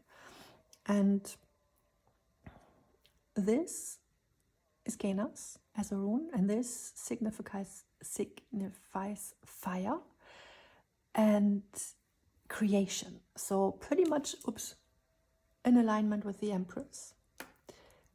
And also it has those 3 points, right? And we have also 3 candles there and here. And this is very important to come from the 3-fold flame. to create, right? Super important. And, ooh, interesting. And 3 then is again stable. Huh. Yeah. So when we are in this movement, interesting. Now they are showing me I should just demonstrate it like this. So we do make our step forward, and then we need to be totally stable, linked in our heart space. And actually the higher heart, they are saying. So, yeah. And Wunyo energy is what helps us to always tune back into that. You know? In this higher joy. And yeah. And it's not selfish, you know, to be in the nest and to cuddle and to rejoice in your own energy. That's what that means. And until you are totally full, you know, your battery is full and you are loaded, and then you can create. But you need to have this overflowing cup, as we always say. And in this case, it's our heart space. Yeah, totally. Interesting. So, nice. Where do you want to go? There. Okay, so that's that. Now I'm drawn to these guys here, and they wanted to come out because they have a message. So the message is, of course, with the gold, we want to attract wholeness. We come from wholeness, and we want to attract wholeness, right? And from joy. Joy is very supportive. We also have a lot of this light red energy here. And even a strawberry candle. And I do have ethereal oils who I use for the room, for the aura of this reading. And I draw them, you know, always, for each day. I just draw from a bag. And it's strawberry too. And as I had also strawberry candles, I chose that then, so that we are in alignment there. So right now it smells like strawberry here in this space. And this is very much Pentecost energy also, you know. And strawberries, actually, they belong to the family of the roses. So it's Venusian. And we do have a lot of rose energy there. And yeah, we go there in a minute. But first, they wanted to say... And I'm not really sure if this is a carnival or... I guess, yes. But anyway, it is about light root chakra, kind of like the strawberry also. It is, you know, there are so many variations of root chakra energy. Sometimes we need to get more grounded. And mostly people speak about the root chakra when it's about getting more grounded. But with a strawberry, it's really about getting more joy into that, get more, you know, happiness into your root chakra. Like those little fun moments, even with Wunyo, this is totally in alignment. Wow, I love that. And yeah, because the root chakra also, it's not only for fear and stabilizing and survival. No, actually, if you are stable and fearless and, you know, safe, then it's actually about this Wunyo energy creating joy and enjoying life, like physical lifing, you know. Root chakra is lifing. It's absolutely, because it's all the tangible things. It's what we can create, like as the magician with the 4 elements, and just, touch them, use them, do life, and and feel it. And strawberry, that's also very central, but pure in a way. It's also the favorite fruit, I would say, from most children. So it's light, it's easy, it's healthy, easy, joyful, easy to digest, and it totally enhances the frequencies in a very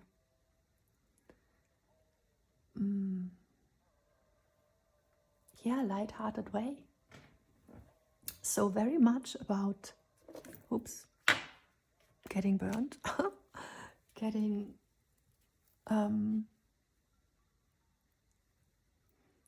maybe getting a little bit burned also from life every now and then, because there are some scenes in some movies where they actually showcase a certain energy with strawberry and champagne, and this is very hot, I guess, let's say. So it's also about the hotness and the little fiery eruptions. And you know what? The fire horse as an energy in the Chinese horoscope is very much about prioritizing love. 12-1 right now. Mirrored energy and in alignment with the releasing day. So powerful. Yeah, what did I just said? Prioritizing love. So do that. And joy and partnership. And so it's not so much about going on this adventure for, money, career, goods, and bringing all those, silk in from China or whatever, sacred spices from all over the world. Though that's nice, but maybe it's about wearing the silk, and enjoying the moment a lot more. And this is also, of course, how you can create your Vunyo space.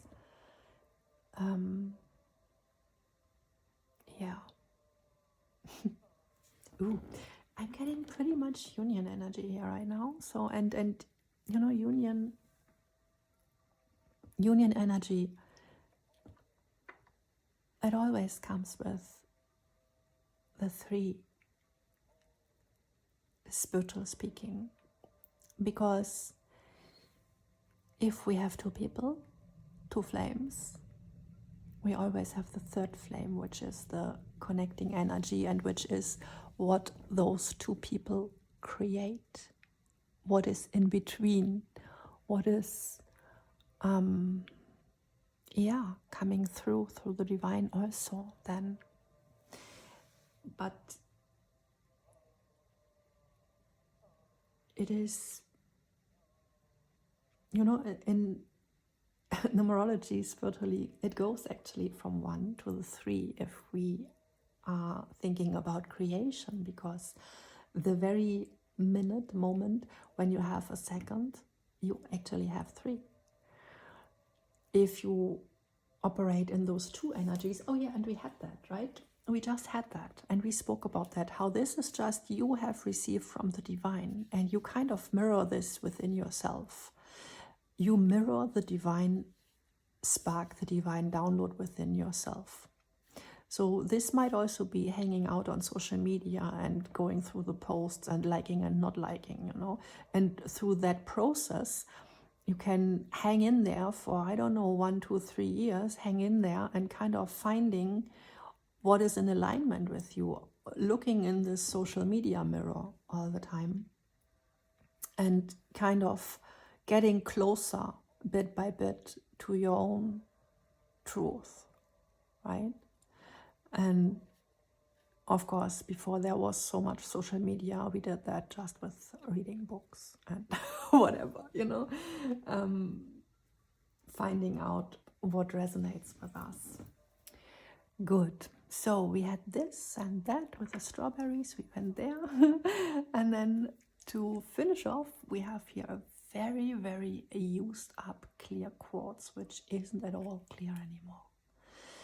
And I was told to pick him and speak about that. So I used that crystal up very much during a time when I was forced to disalign, to disengage, to detach, and to totally cut out everything on a communicational area, which I don't resonate with, including contracts with, for example, telecommunication services or whatever it is, you know, companies where I feel, no, I don't want to be there, social media platforms where I felt I don't want to be there, but a lot of,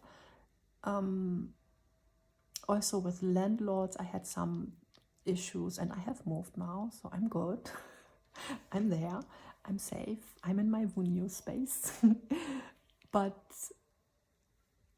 yeah, and whenever I had a very critical phone call where I felt I need to push my energy to the highest, I had that clear quartz in my hand, and it helped me, and I would use it to push this energy through of, I want to come clear here, you know, like really putting this clear this out, you know, not wanting to hurt anyone, but it was actually me getting my energy back. It was all about all those contracts who are kind of with a hook, you know, who are meant to exploit people. Let's just say that's the best word to describe it all. And so it was me putting up strong boundaries against being exploited. And actually, that's the first very necessary step. You need to write that down, actually. Clear out everything, every contract, every company, everything you go to, you take things from, check everything, what is connected to you. If there is any exploitation, because that's a block then for the spiritual world, for the higher realms to give to you. Because if you share with, you know what I mean, that's not good. And interestingly, this was confirmed with this card. So this is a prototype also from a channel deck, what I had, and it is with light and shadow messages, and they wanted this here, and it says, oh, I can't read it right now, it's too dark, wait. So my eyesight is not very good, but yeah. And also, I channeled that so fast, that was ridiculous, actually. I can't even read that. I am used to stay in control through having the strongest boundaries in the room. So actually that's meant to be a shadow message, but we shall take the light side of that. So we shall take that as a positive, like a guidance message, actually, to be, please be the strongest energy in the room. Stay in control because you have the strongest boundary. You know, for example, I have the super strongest protection here on the table. It's like fenced from all directions. So I work with the 4 archangels of the 4 directions, and I also have Earth here. And do you think we need more light, by the way? I guess yes. Okay. Okay, more light. So, and this fall exactly on this here, and this is also from kind of a prototype from a deck I create, and this is Christ consciousness. And I shall remind you that even Yeshua, you know, he wasn't like, oh, let's be just sweet and nice and only love and light and you know. No. He had very firm boundaries, and I mean, it is all about being able to, if you do anything spiritual, it is about the space you hold and the capacity you have to cultivate the space and to draw in energies, or not, I wouldn't even say draw in, but you know, channeling, it's not an active thing, but it's just making room, surrender, making room for energies. And you know, the Empress, she conceives from the divine, and also having the ability to stay strong and firm in your beliefs, and 144 right now, and totally within your own, you know, core frequency, and cutting out what is unhealthy. And I don't know if I mentioned before at some point that we need to come from the higher heart, you know, with the Christ consciousness also makes totally sense right now. And right now they are showing me this little card, which I also should take in at some point. It also belongs to a deck which is in the making. And please don't be offended if you have Italian heritage, because it is like l'italiano. And because actually in Italy it's very hot, right? And people are a little bit hot-heated. No, that's not the word. Hot-headed? I guess it's the word. And they even have things in their law. So if you unalive somebody because you are jealous, then that's kind of not so much a problem, because they understand it, you know, it's because you were jealous. So what else could you have done, right?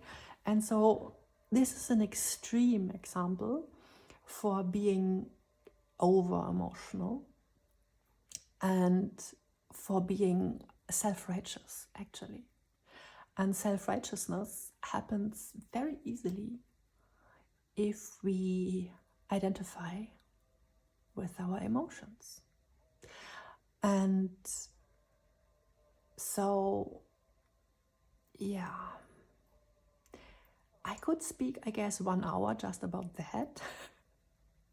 But to make it very simple, it's really about holding the frequency of the higher heart.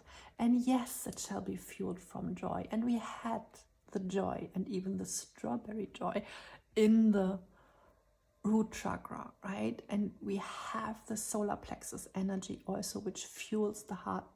Please, right? Needs to be passionate. And the fire horse, of course, you know, the fire horse totally comes through the solar plexus. And that's the very reason they are like screaming in my ears right now. See, and that's why, you know, we don't want to bring through toxic passion. Please don't do that, you know. Please use the passion that wants to come through wisely. And not wisely in the sense of, oh, okay, so I totally detach and I'm totally in my head and I'm, you know, logically and planning everything. No, not like that, but actually it's difficult to speak about these things because either you are there and you feel it and you know what I mean or not. So what can I say? What can I say? Maybe we need a card. I don't know. Okay, so they are showing me Seven of Wands actually is a good card for that. And especially this card. What are they doing? Interesting. Looks pretty much like Roman Empire and like a fight, right? So, yeah, let's fight that Roman Empire PS, right? Which is all about controlling, domineering, and also guilt tripping a lot. Yeah. Which brings us a little bit to toxic positivity. And I usually don't stumble over my words, so this whole energy still feels like an explosion in my heart space. I hope it will get better in the next sessions when I have tuned in a little bit more. And we kind of, I mean, we don't want to break the wave, but yeah. Wow. So if this is the energy we are meant to be in for 12 months, then better prepare yourself. This is huge, really. Oh my goodness. Yeah. So now, advice for this over fueling toxic emotional things, right? Very important, do some workout. This could also be just training, sport, gym energy, yeah. And with fire, it's very important if we work with fire energy, and we need to do that next year because fire comes to us, right? It comes to get us, actually, the fire horse.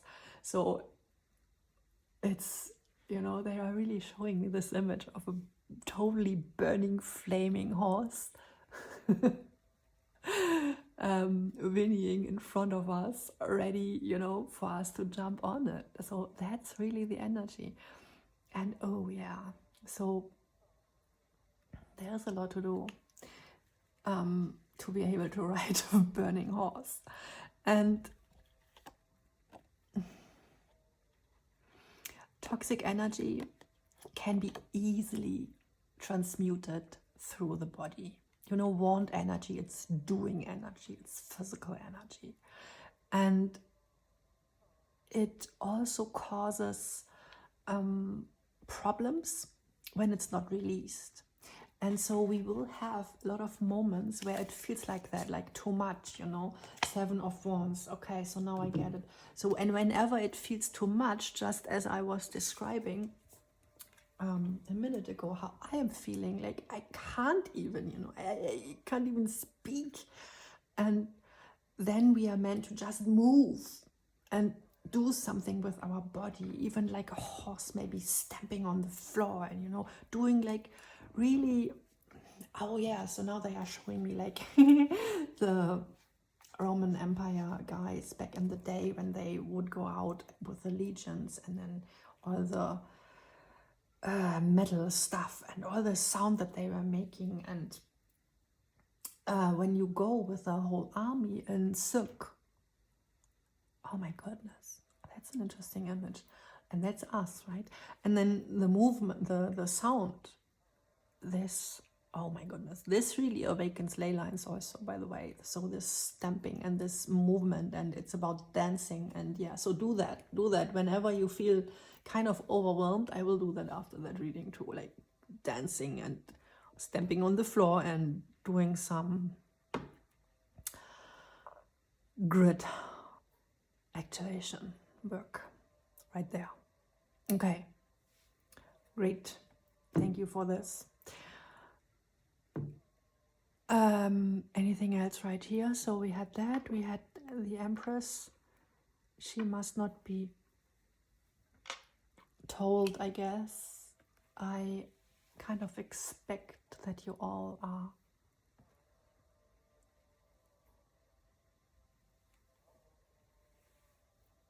in tune with the Empress, divine feminine energy, conceiving from the divine and then birthing it into reality. And this is an very beautiful Empress card. Of course I chose the deck intuitively. You know, I have them all in my drawer, a bunch of tarot decks, and I picked it clairsentience, so just with feeling. And my clairsentience is my my first channel. So I'm sacral dominant, fire, physical, right? And so I tune in a lot through things also, and through movement. And this is also why on my table everything kind of has a specific place and it moves around, and you will see that a lot with my reading. So it's meant to be. And yeah, she looks just amazing. I will want to have her more in the light here with the red dress, and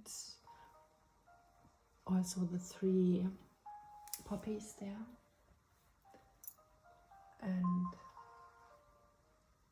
somehow my music in the background popped up loud. And I don't want to have that. I just have it very, very, very, very silently. So as a frequency shield, but not to be heard actually. And let me see, what is it?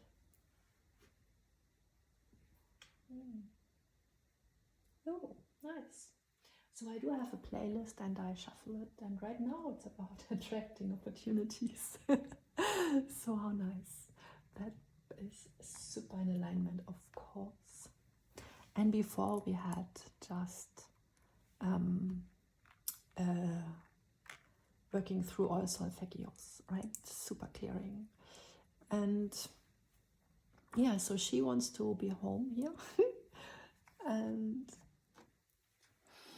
protected. So this, by the way, is an amber, and amber contains the energy of 1000 suns. So it's very powerful and very grounded because it comes from the trees, and the trees are like our elders here on earth, and they really contain super supportive energies. And it is especially supportive tree energy. I channel that since weeks. I even have a calendar of trees this coming for the next 12 months, right?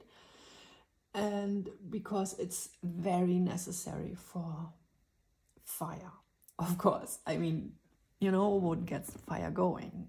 Also air, of course. So, okay. So I am told to just mention the fire triangle. So the fire triangle, so that's matter, you know, heat and air, I guess. Is it that? Yeah, it's a long time that I spoke about that, but yeah, it's really been ages. But yeah, it's the matter, we need heat, and we need air. So that's how we can also stop fire. If it's too much, we can put away the matter, you know, or we can lower the heat, or we can put a blanket on it or some sand to really get it out. And that's, by the way, the most effective, of course, is using all 3. And for example, the firefighters, they have those, it's not water, but it's foam. Is that the word in English? I don't really know. When it's fluffy, you know, and then it kind of creates like a blanket. So yeah, so if it's too much at some point in the next 12 months, then you can just, I don't know, what can we do? Have a cold bath or something? But yeah, either way, you can get it out out of your body, or you can have a cooling bath, right? Rest in the bathtub for hours maybe, or go to a lake. And yeah, so if you really need a break, then go in the water. And actually it's interesting because it's the first time that I use these and right now one goes out. How funny is that? Right when we were speaking about how we can diminish it a little bit if it's too much. So obviously with water, right? Thank you for that. So strong boundaries, Empress, Wunyo, home, 1,000 suns. We have a lot here, and that's already good. And so is here anything? Let us see. I just want to see, and you know, I'm, as I said, clear sentience, so it's not so much about shuffling, but with just feeling. So what do we have? I surrender my passion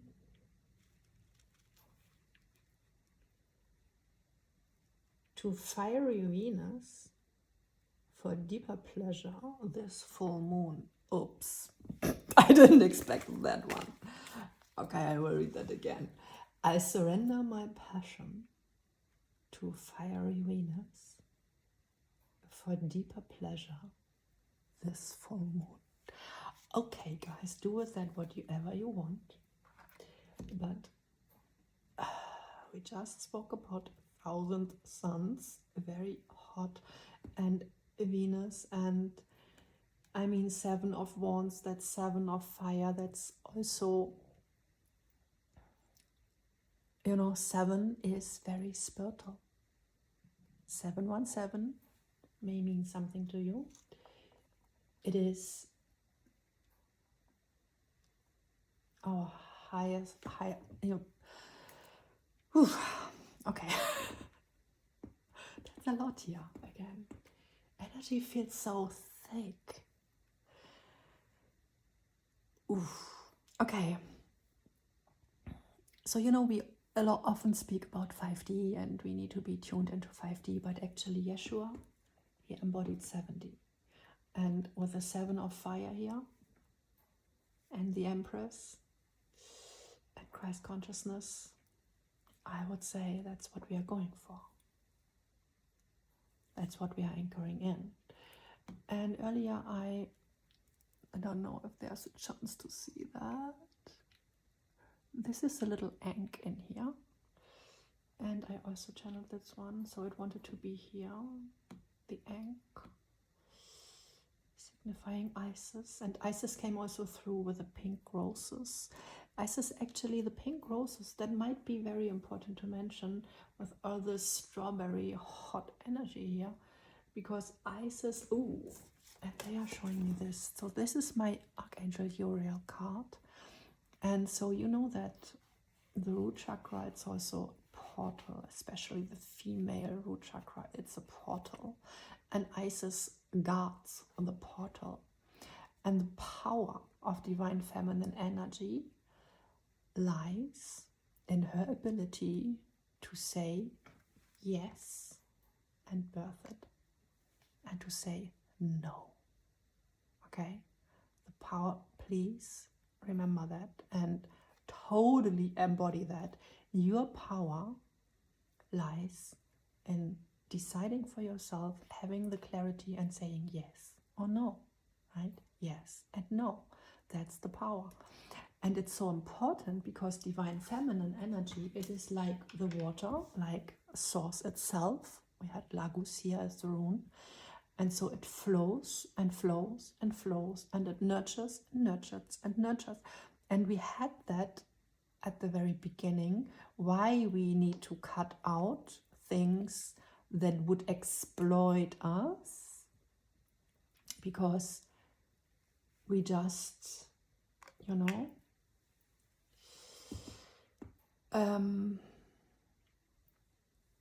nurture everything. And that's why we need to say no when a no is needed. I hope that's clear. And yeah, we don't want to feed what we had with this Italiano energy and with this Roman Empire. It's just as an example for the energy, this can be all over the world, and it's not linked to a specific nation, of course. It's just, or religion, it's just the energy of a little bit like ownership, and there is a big thing now they are showing me. See, it's like the last 8,000 years since we lived in settlings and land was owned and thought about. Since then, it was a little bit strange with male and woman and creation and all that. And I don't know if we have time for that right now. But, since then, wealth could be accumulated, and borders wanted to be protected, and realms built itself, and were in rivalry and everything. And so there were a lot of things, and we have that in our subconsciousness, and we need to come totally clear from that we feel like responsible to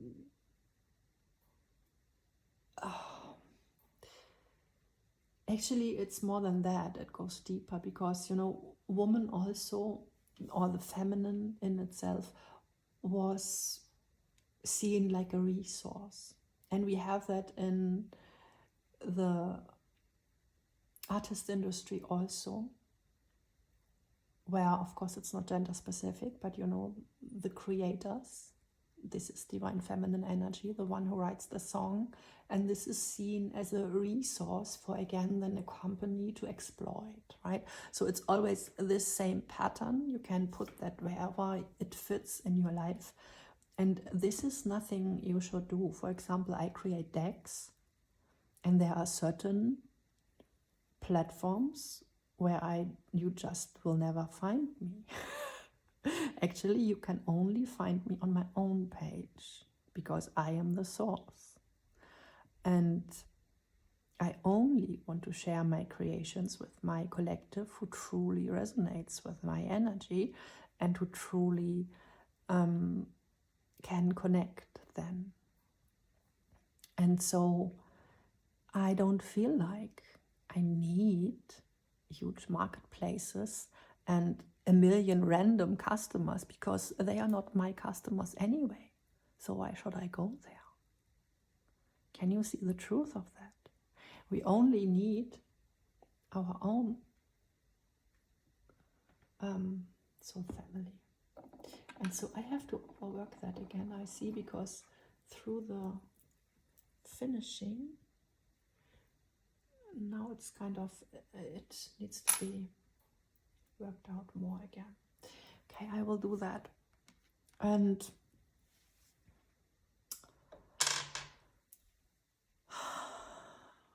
what is next? Okay, my deck. They say it's time. My deck. My own deck. Okay, let's see. I'm a little bit afraid because of the candles. Can we put them away? Yes, we can. We can put them aside.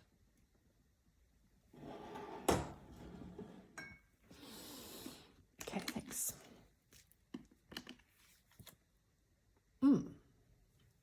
This one. Interesting. I love this one. Oops, this one too. Okay. Okay, those two go very well together. So I have to put them here to read them, because, as I said, my eyes aren't so good. Cinderella's shoes. We are made in heaven to help you realize that you are too. And yes, it says realize and not recognize, right? It's about stepping in the miracle shows for real. And yeah, let me read it again. So we are made in heaven to help you realize that you are too. Tune into your divine feminine essence.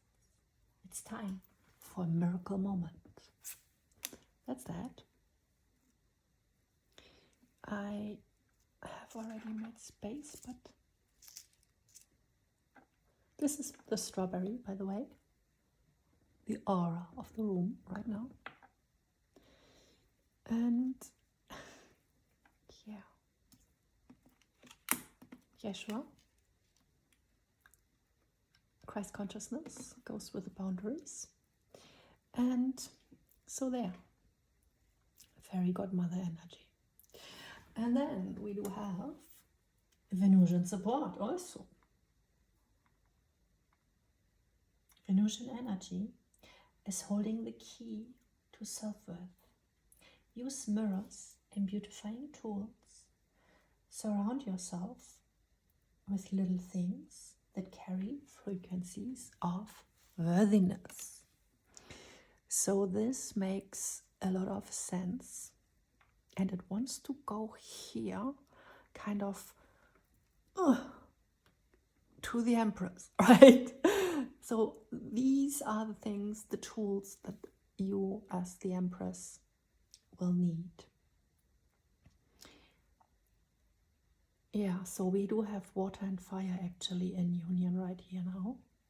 We do have the 1,000 suns, the heat of 1,000 suns in your very own home, in your Vunio space. And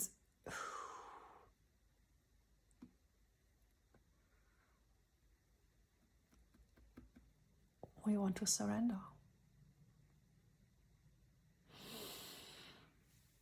to Venus. And yeah, so this card says clearly Venus is not only about fire and passion, but Venus really carries also the frequencies of self-worth, worthiness, you know, having the sense of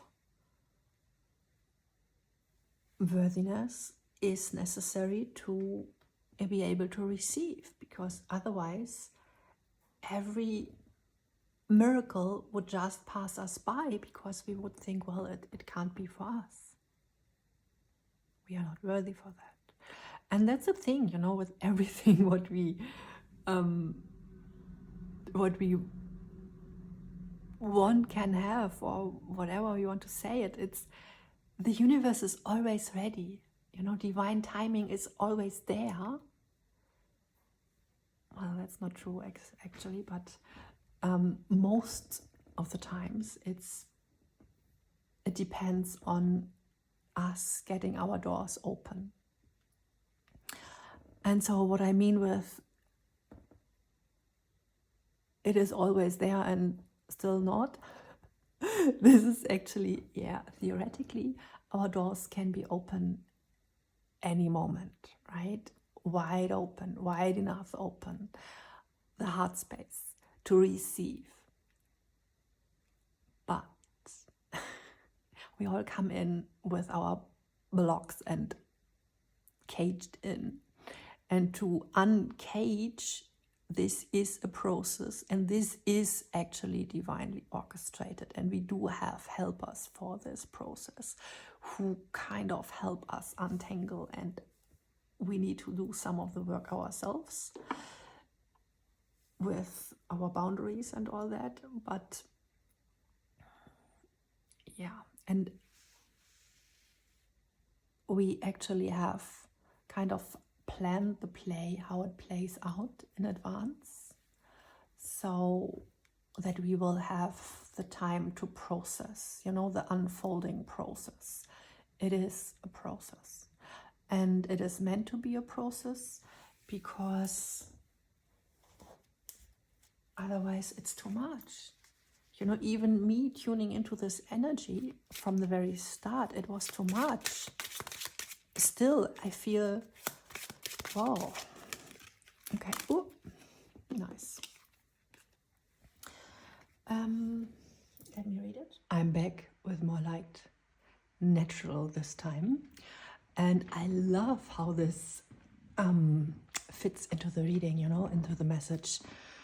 How we started in the evening with a more dark space, and then at one point we needed more light, and now we have natural light. But still it's pretty foggy outside, so we cannot fully see what is about to come, right? And of course that's why we are here, actually. And we need a candle. Better now. And yeah, so this is how I left the table overnight to kind of solidify, which is great. And I will put our Ace of Pentacles back. Have you realized, I mean, I yesterday put all messages so far in my video creation software, you know, in the app, and watched it. And so I can refer to what came through so far right now. But I'm pretty devastated, actually, that we are already over 2 hours. So I will try to wrap it up as fast as possible, right? But still, of course, I mean, I just can't. I'm always surrendering to divine timing. And also, this is what I wanted to say about the whole table and everything here around the reading. I totally operate in divine surrender, which comes with a clear sentience, you know. So when I prepare my table for whatever reason, just for myself, you know, because we have some specific energies coming in, or for reading I'm supposed to do for someone, or for the collective right now, you know, and I did some already. So it's always super interesting for myself, what am I supposed to put on the table and what not. And most of the things here are just, you know, my resonating energy through I am reading. But there are some specifics, and I want to mention that. So for example, kind of last minute I was told to shuffle a little bit around what is here in my Venusian big shell, right? And this is the realm of Archangel Raphael, by the way. It is directed to the west, so my table is fortunately perfectly adjusted, right? So we do have the west and the north and the south and the east, I'm so sorry, and the south right here. So and every corner is guarded by an archangel, right? And so here comes all this healing energy in. And interestingly, I do have some goldfish there, and also some of these infinite gold. And, you know, just everything related to the sea, and also some comets, some stars. Because, yeah, that's also sea energy, but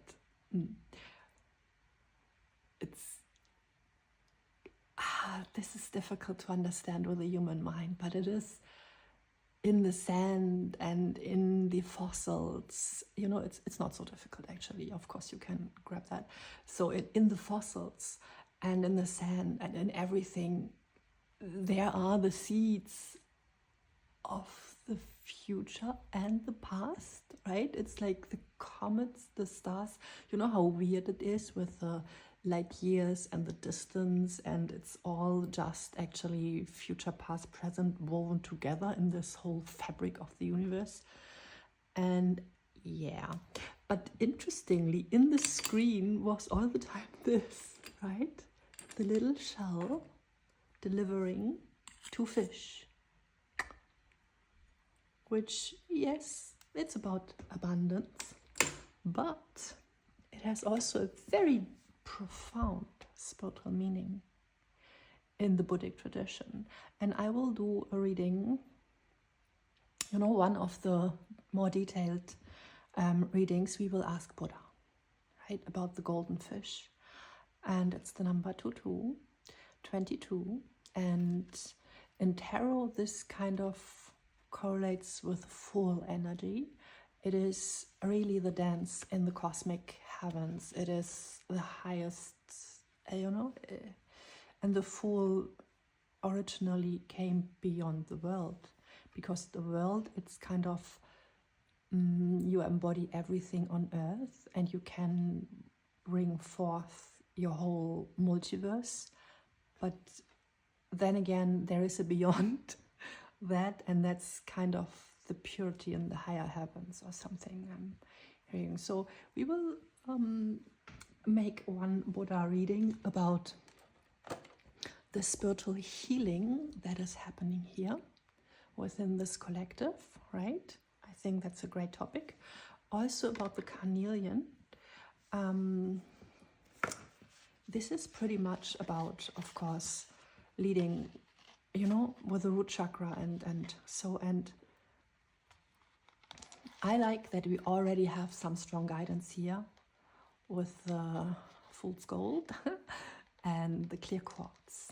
And also what I was speaking about, fool's gold, I just said fool's gold and not pyrite, right?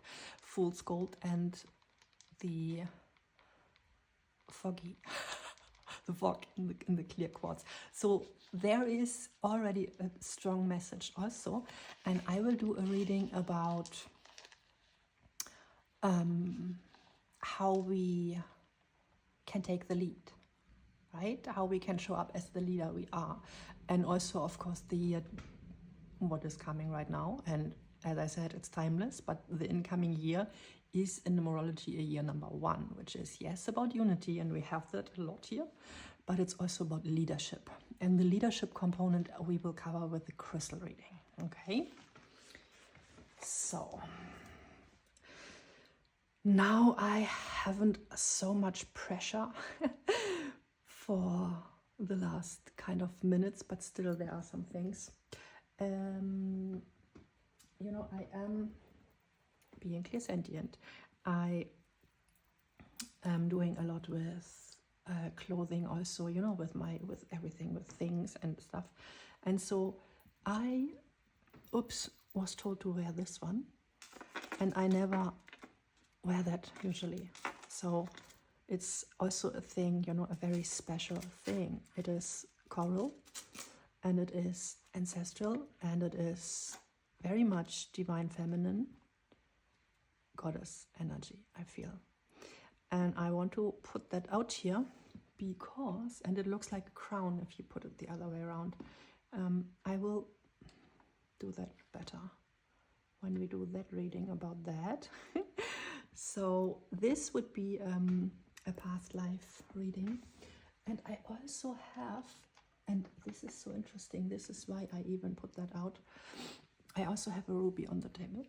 And he never wanted to be on the table before. So this is kind of royal rising here. I don't know. So, yeah. I watched a very interesting movie about Marie Antoinette also the other day, where it was about a past life merging, actually.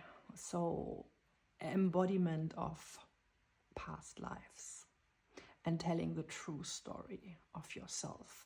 This will be another reading, you know, and we will read through the red ray, basically. Yeah. And there's a lot. I mean, there is also a lot of red in this reading with the red dress.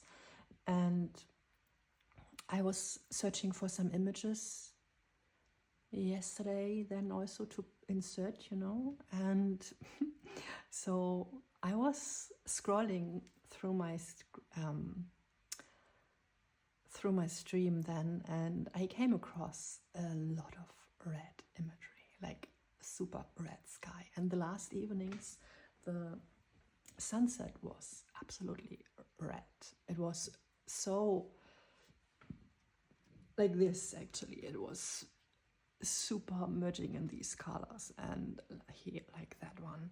And so I took a lot of pictures also of that. And this, yeah. So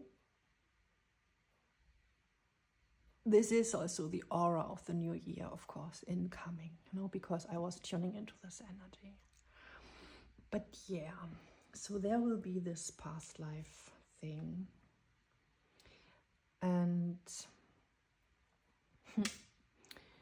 I also was wearing a pearl bracelet yesterday while I started receiving the energy of the reading. And it's always threes, you know, it's 3 pearls and then, oops, and X. In fact, these are 4. That's interesting. But the others are 3s. Wow. And I was thinking yesterday how we can make this coming from the 3, you know, the Trinity, the 3 flames we had, and also Hecate with the 3 ways, uniting kind of underworld, middle world, and, you know, heavens. And then the 4 directions with the archangels, because these 2 energies were kind of the strongest. So it's the 3 and the 7. Yeah, the 3 and the 4, it's the 7. And we had the 7 also. So I will do 4 is also here, and 3, right? 3 in 4.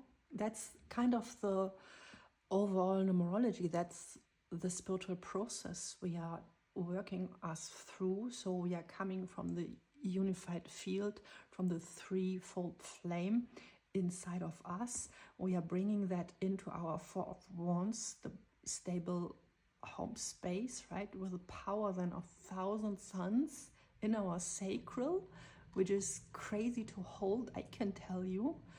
And that brings in, of course, the 7 higher heavens and 7D energy, Christ consciousness also there, right? And so, yeah, we will do a reading about that. And I'm again kind of hyperventilating because energy is so crazy again. And I was, you know, 5 minutes ago actually a little bit very chill and quite, you know, slow actually. And yeah, so I also need to show you this because it is relevant. I just found it in the morning. It fell down from my, you know, where I have my necklaces. And yeah, it's a quite heavy spider, but she has the ruby.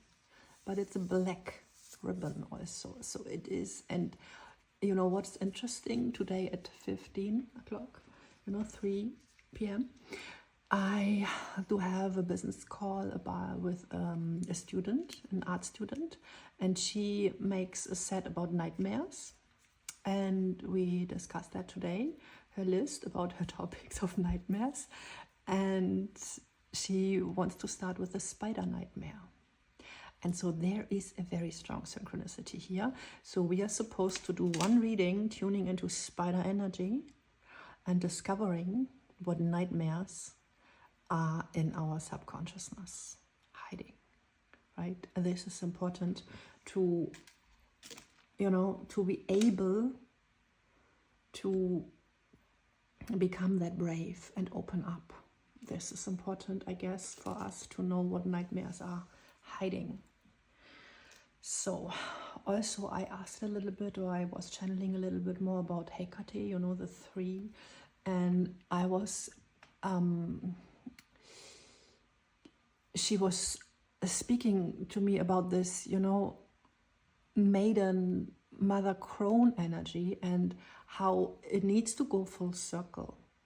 And this is a thing what I'm working on for a while now and what I'm channeling like constantly, that yes, we've been through all stages as the divine feminine, and yes, you know, we were exploited, we were betrayed, and we have, you know, actually for 8,000 years the divine feminine essence, it was handled like an object, kind of like a trophy, like a resource for humankind and for mankind, right? And for the property and for I don't know, you need a housewife for the house, and you need a mother for the children, you know, and you need a trophy at your arm, and you need it's all very status based. And then of course you need to appease enemies, and you need to, and there is so much in the history. I guess a lot of that will come out with the spider already, but we want to ask Hecate, like from our heart space, right? Because she is this unified goddess who embodies it all, and she's also the goddess for magic and for the house. We need her right here. And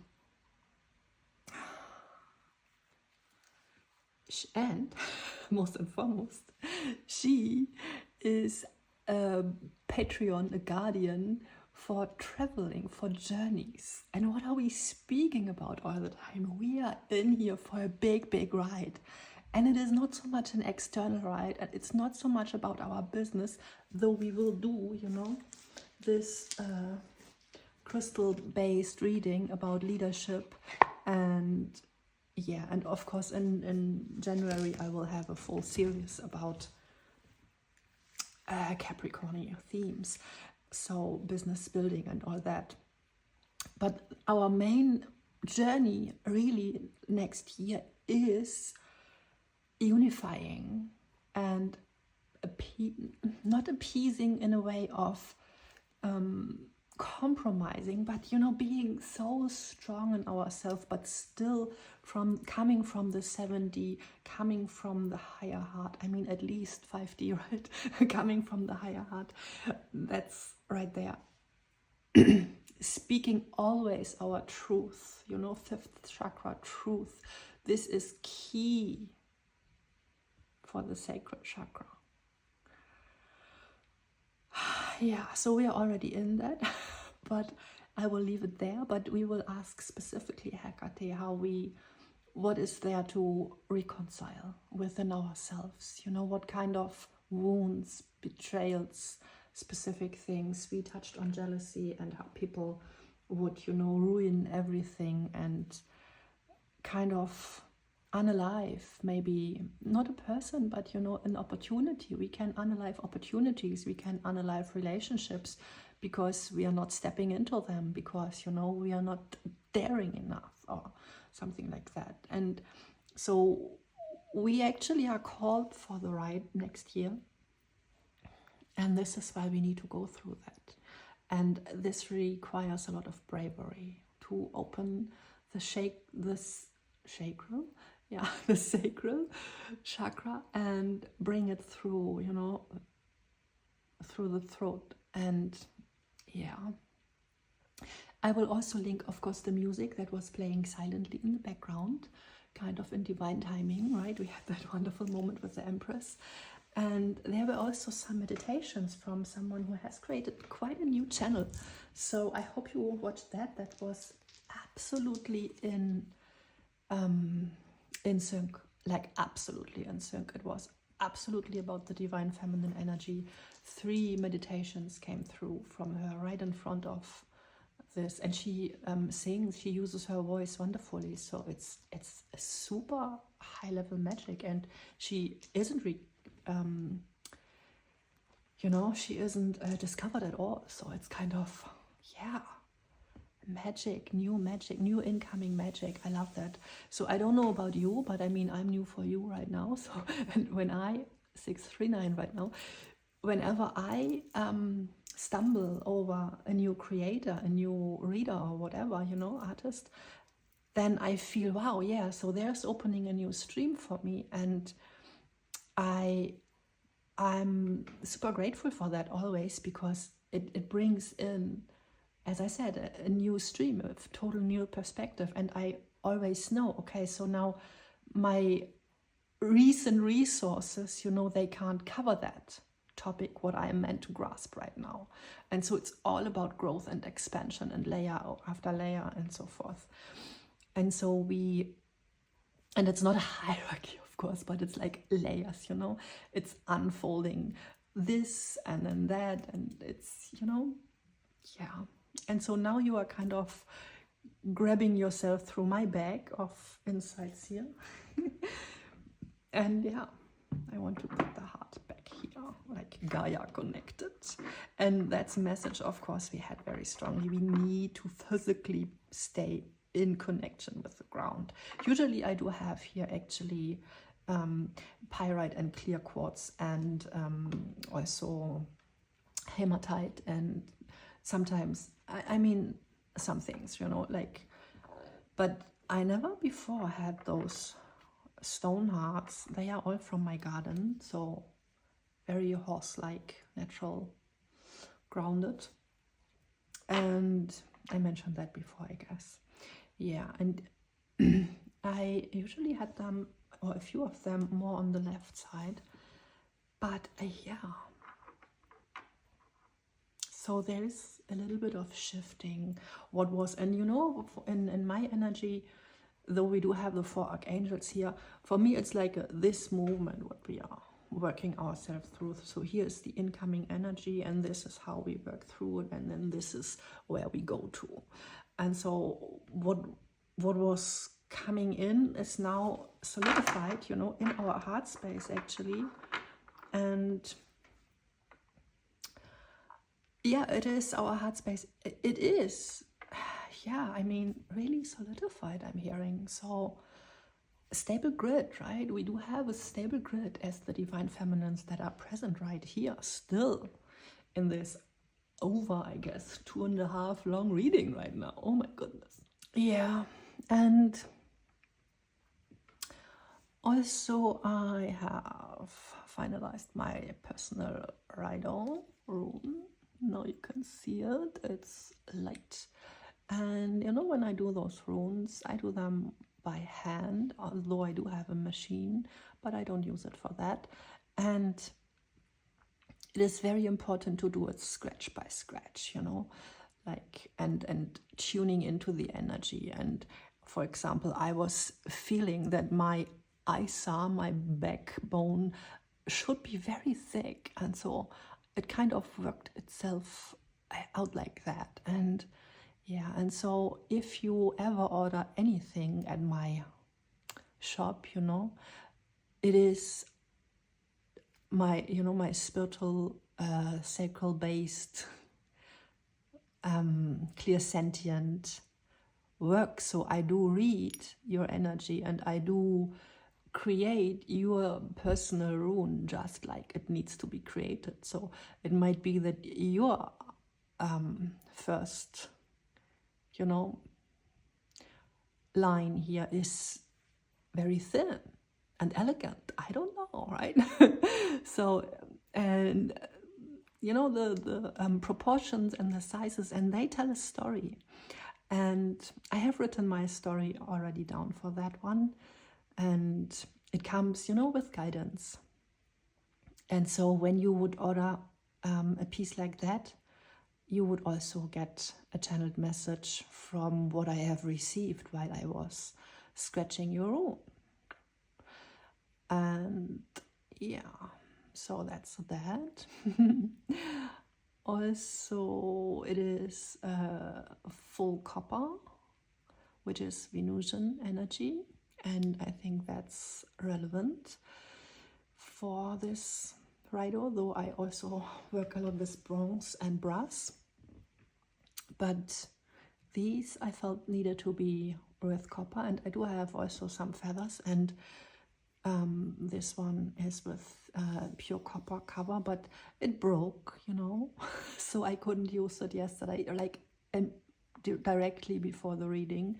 And then was also something, okay, so we have, you know, wounds and some things, you know, there are, of course, things we need to reconcile, and just accept also that it's broken. I can't repair it. Never, you know, it's just broken there. But I do have another one. And though it is a little bit smaller, it is gold. And so this wanted to be on the table now. And before I had that here. And so I like it, you know, it is an upgrade in a way. And it's okay, you know, we can let go of old things. And it is important to feel the grief, because, you know, this copper feather, it was my first feather I made.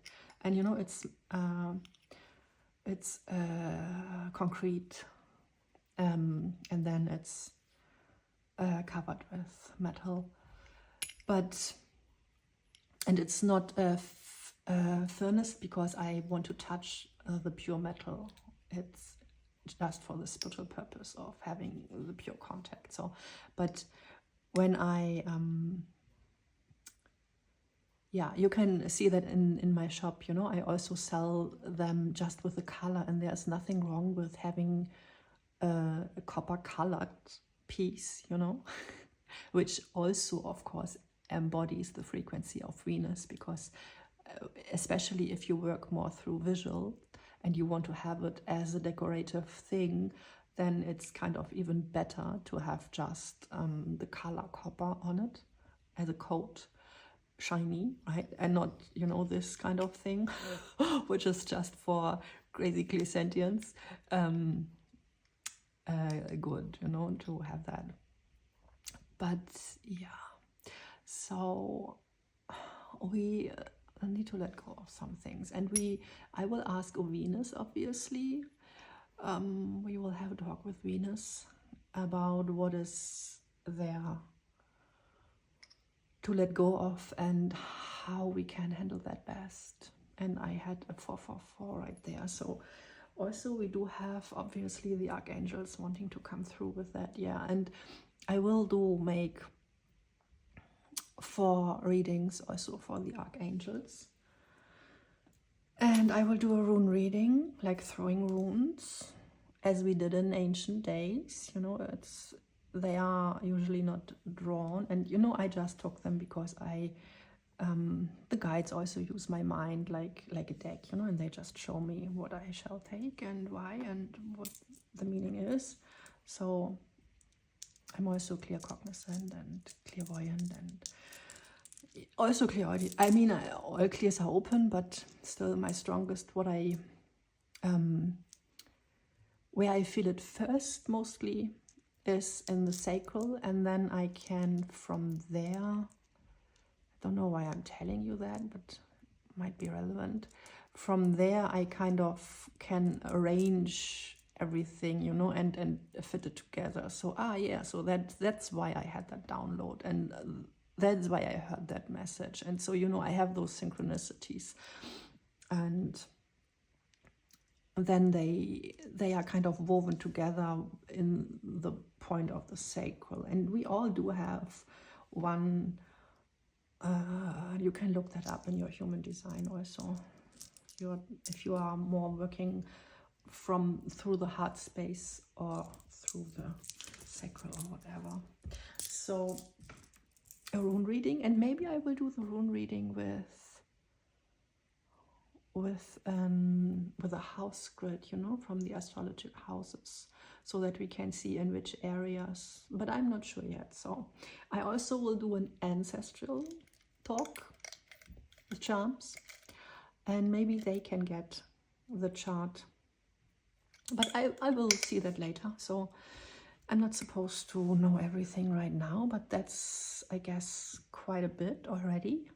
So there are a lot of things. Also, Isis wanted to say hi. I wanted to just show you the pink. Oh, how sweet is that? And they kind of united themselves. Wow. So Isis, yes, you know, with the protection, and with also, you haven't really seen that one because it was too dark. So as I said, Christ consciousness, it's the merging of the red and the white. So the white is 5D, the red is 3D, and then it merges, and pink it's protection, you know. And yeah. So now we're here, back with my deck, and I kind of put it pretty much on the back burner, I must say, though I am really, really happy and kind of, no, I'm not proud, but I'm just lucky, happy. I don't know. It's really, I was thrilled when it arrived and when it was all good. The only thing what I want to change, so this is the prototype, is this blue color actually from exactly this card, because it is a little bit too dark. So I will switch that into a lighter blue. And I really couldn't read that yesterday in the evening. That's why we are here now. And I will read it, okay? So it says, staring skyline. As above, so below. Wish upon a star and ground your life into the natural seasons that are broadcasted on Earth as celestial orchestration. So, as I mentioned earlier, it's all channeled, and this actually is a real skyline picture, like a photograph from myself, made from a tower, like from the top of a tower, and back there, very tiny, is the skyline of the town I'm in right now. And so here's our wishing star, and here's our grounding kind of prayer, right? What we send out with pink energy here. It's kind of, yeah. And what I'm working on right now is, I guess I mentioned it very shortly, is a calendar for the next year. And so I'm glad that card came out, because I'm always kind of effed up that we still operate in the Roman Empire time, you know, the Gregorian calendar, we have it, and it's wrong dates, wrong times, wrong portals also a lot of. And as a spiritual being who channels energy, it's unnerving to have so many people posting things and claiming that's in that zodiac and blah. But no, Ophiucus is back, you know, and we do have the natural moon cycle in the year reconciled already. It is discovered, you know, it is back. And actually, I'm an Ophiucus sun, so for me it's a very personal mission to bring it back and to hold the ground for that. And not coincidentally, this window of the 13th sign, zodiac sign, which was cut out by the Roman Empire, right? It is the gateway to the galactic center, to the galactic core, which is divine feminine essence, which is the cosmic wound, which is our true place of power. So no coincidence right there, right? And the calendar I will do will not start in January, of course, but actually I will start with the February. I guess I will use the February, because, you know, the year of the horse in China starts at the 17th February. But yeah, traditionally March is the first month, and then April the second, and then it goes, you know, in December, it even says it in the name, it's decimal system, you know, it's the 10th. And also November, that's 9 in Latin, and October, September, so it all is seen there. And yeah, so it's pretty obvious that it's not correct. And what I also am doing, I'm not just making the month, but I am making one sheet of paper, you know, one artwork, one tree actually, with the channeled message, of course, and then with a zodiac sign. See, and then it will go through the year. And so, because the zodiac signs, they are not even, it's not 30 days per sign, so some are shorter. And for example, Taurus is pretty long, very long period. And so, and I want to have this calendar for myself, also of course with the relevant portals and astrological events, just as it says here, like the celestial orchestration for the new year will be in there. And yeah, I will do a specific reading on that also, how we can kind of use which specific events, you know, are very important for us and how we can use them. But I guess I will do that all over the year then, obviously. Yeah, but maybe one in advance for the overview in this 20 reading session, what we are in right now. And I guess I will link this big one here for every reading, and the others I will try to keep smaller. And if they want to be longer than 45 minutes, I guess I will have to do extendeds, because I'm running a little bit out of time, because, you know, I do have a lot of artistic work to do too. And yeah, so now we are lucky because it's a weekend and I can use all the time I want. And so I don't want to end up, and this I guess I will totally do in another session. Or shall we just look underneath? Well, okay, let's just take one card. Okay, so this one wants to come. 2, okay, but this one not. So let me see.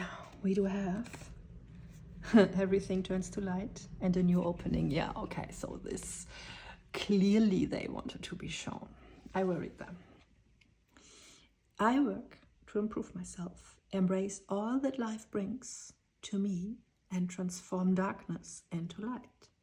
I allow myself to grow and become stronger. Yes, clearly that's fire horse energy. I understand why you are here. And the other is a new opening. When one door closes, I am confident another will open, and it will be for my betterment.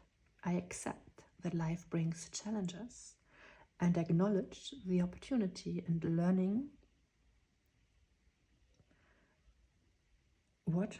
Oh, they present to me. I'm sorry. I read that again. I accept that life brings challenges and acknowledge the opportunity and learning they present to me. Serenity comes from within. Yes. So there will be some challenges. I want to put you there. And so there should be a reading about challenges, maybe. I will make a list after this one, you know. And here I feel I needed to. Okay, boundless life. Sounds very much like a fire horse. This deck is, by the way, incredible. It looks like nothing, but it's always on point. You decide, discover the unknown, explore. Can you see what I mean? It's kind of nothing, but it says it all. I'm intrigued. Boundless life. You decide, discover the unknown, explore. On point. I mean, we can throw away the whole reading and just keep it with that card. But obviously, these readings are meant to be, and also they are meant to be kind of long, because, is it you? Yes. You want to come, and you want to come.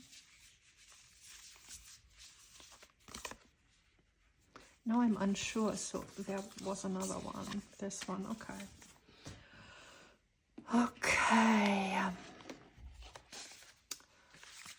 What do we have? Sister of the Rose. I mean, that's clearly. The roses are a Venus embodied on Earth, Venusian energy, like, embodied, materialized. And yeah, it's all there, all over the place. And take a break, okay? A life's work, not a season. Get off the treadmill. So yeah, obviously that is also a little message from myself. I must not deliver the whole message in one reading, right? It's all like unfolding. And keep us off the earth, yes, of course. Divine feminine guardianship. You're not alone. Ancient ancestors stand beside you. Yes, we know that. Thank you so much that you are all here with us. And, ooh, warrior woman. Yeah, I feel that. Have you answered your deepest calling? So that's again here with the 1,000 suns in the sacral and warrior woman, it says, right? And with the Venus fiery here. I feel there is something we need to And even I had the warrior at the yoga pose. Yes. And I did it this morning, and you should do too. It's super, super, super healthy for this energy. And when you do that, you know, put your dominant leg forward and make a big step, but ground both feet, and then kind of stabilize yourself in the higher heart, right? Like, not kind of here, but here.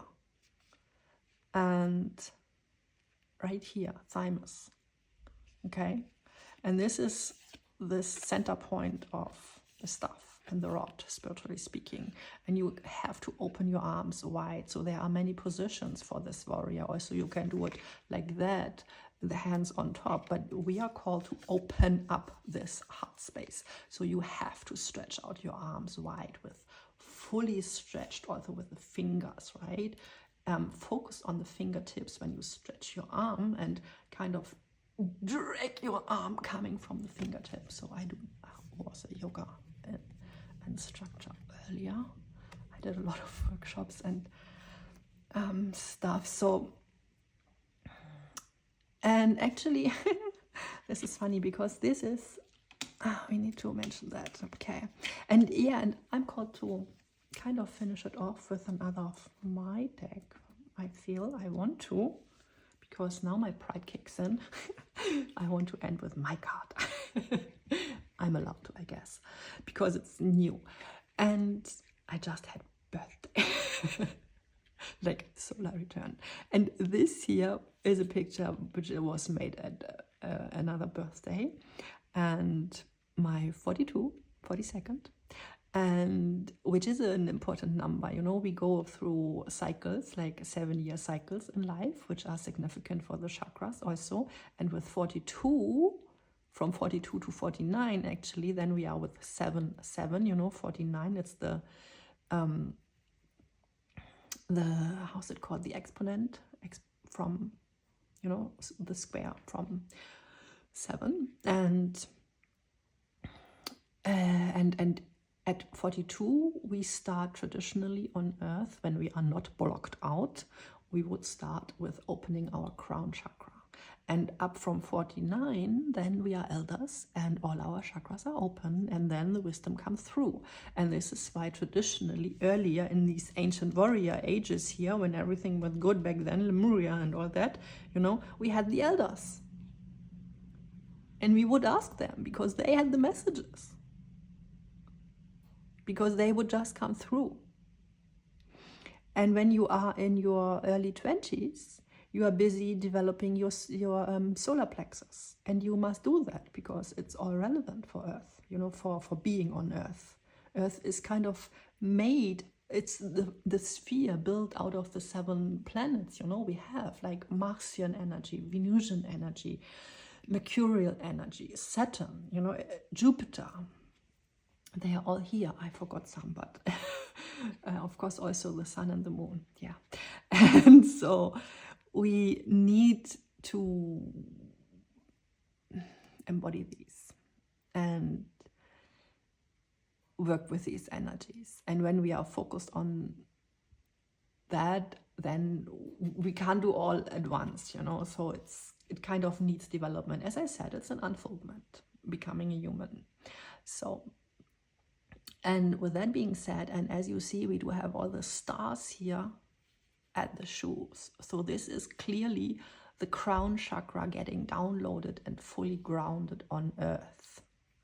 That's kind of the message, the deeper message within the card. And I am creating a guidebook for every deck I am doing, but I start with producing a deck, and they also just have to go with volume 1, 2, 3, I guess, because I do have a lot more manifestation cards, but this was kind of the first set that wanted to come out, and I just wanted to have them. So this is just 33 cards, and maybe I switch to 36, but I'm not sure yet. But yeah. And they will be also available in different sizes, so you can also have like a tarot card size, a bigger one. But I personally actually do like small cards for the readings, because I never, you know, the desk is full with those big cards immediately, and I love that. So I work very much a lot with this little tiny tarot deck to clarify everything and stuff. And so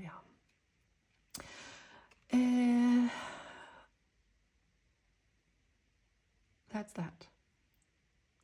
So if you are interested in anything what I produce, create, and put out there to share, you should, of course, go to my website, right? It isn't because I'm just studying here. It isn't linked already as a bar underneath the video, so you actually have to click the link in the description box and look. And I do have created the very first membership, which is just about $11 per month, and then it's about having percentages on every product always, you know.